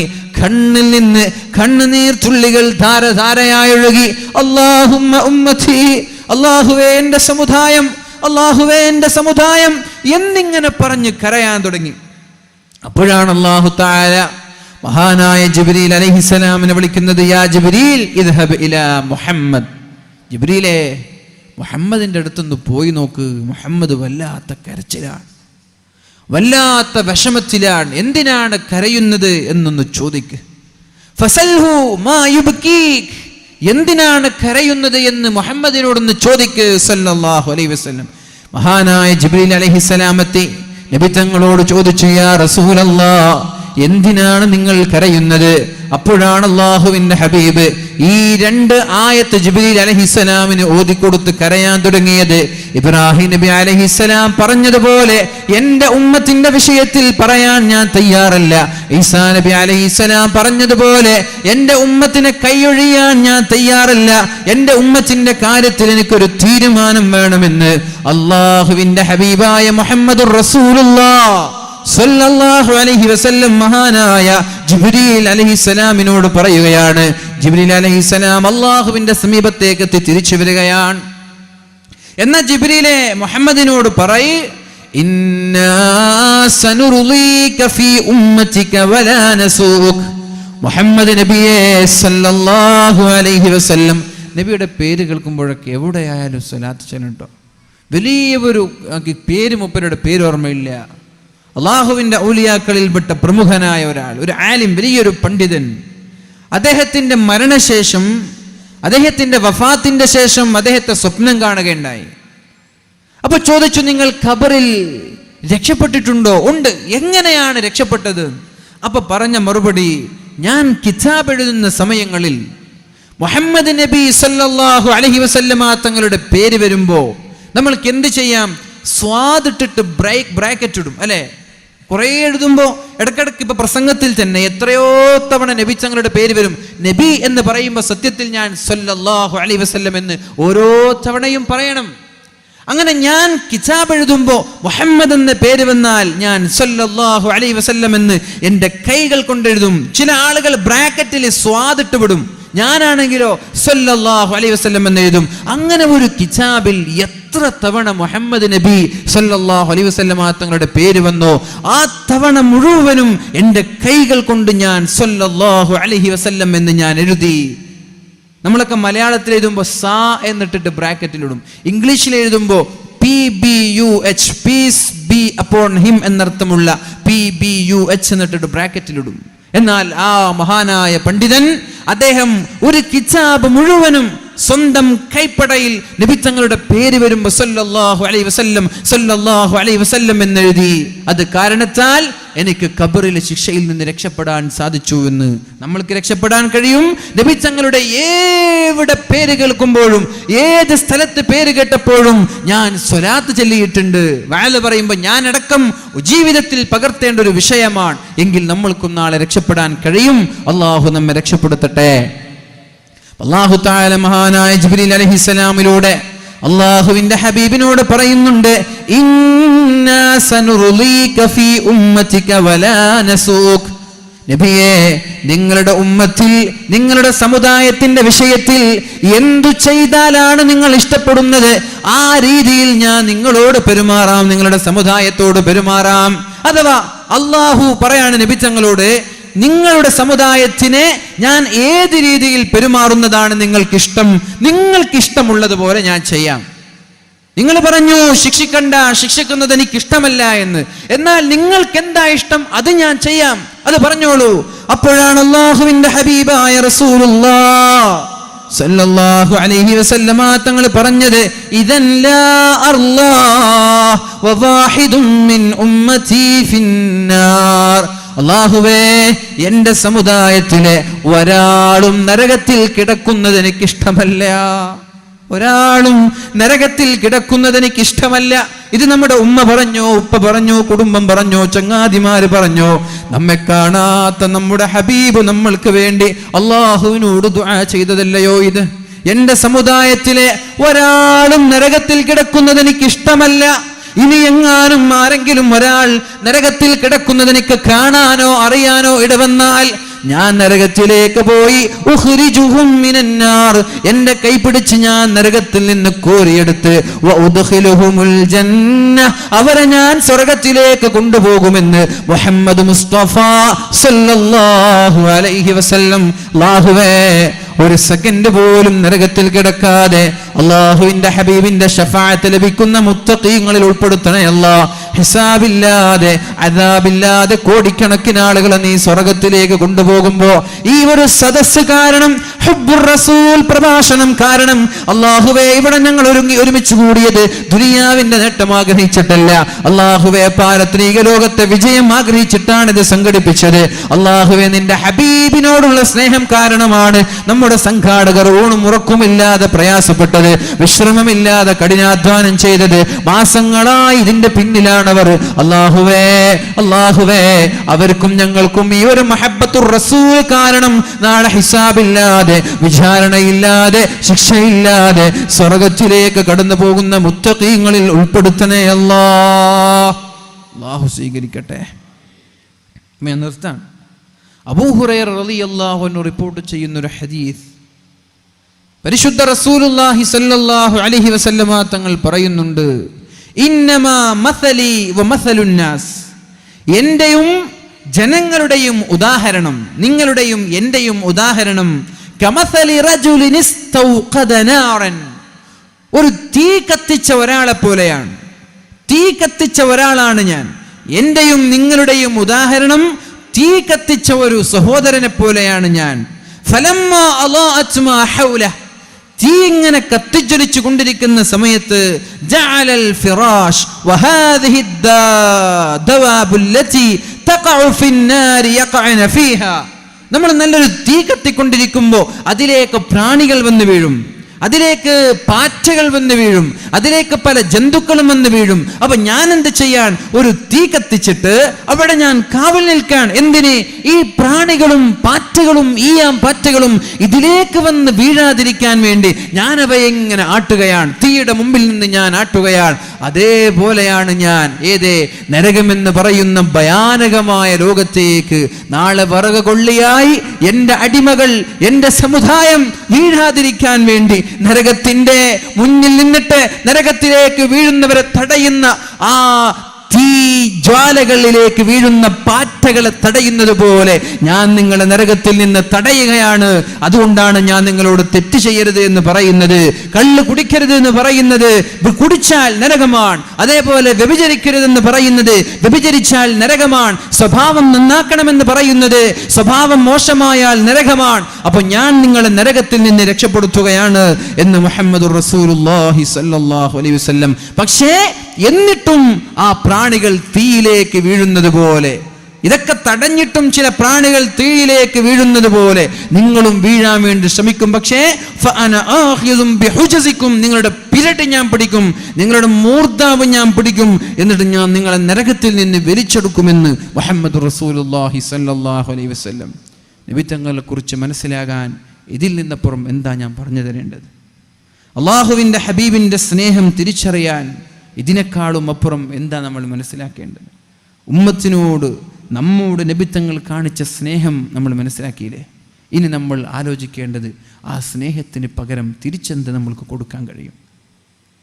ആ സ്നേഹത്തിന് പകരം നമ്മൾക്ക് തിരിച്ചെന്ത് കൊടുക്കാൻ കഴിയും? അതിനെക്കുറിച്ചാണ് ഇനിയുള്ള നാളുകളിൽ നമ്മൾ ചിന്തിക്കേണ്ടത്. ചിന്തിച്ച് എന്ത് പ്രവർത്തിക്കുമ്പോഴും എന്ത് ചെയ്യുമ്പോഴും ഇത് എൻ്റെ ഹബീബിനുള്ള സമ്മാനമാണോ, അല്ല എൻ്റെ ഹബീബിന് വേദനയാണോ സമ്മാനിക്കുക, അല്ല ദുഃഖമാണോ, അല്ല സന്തോഷമാണോ എന്നൊരു ചിന്ത നമ്മളിൽ ഉണ്ടാവണം. അല്ലാഹു റബ്ബ് സുബ്ഹാനഹു വ തആല തൗഫീഖ് നൽകട്ടെ.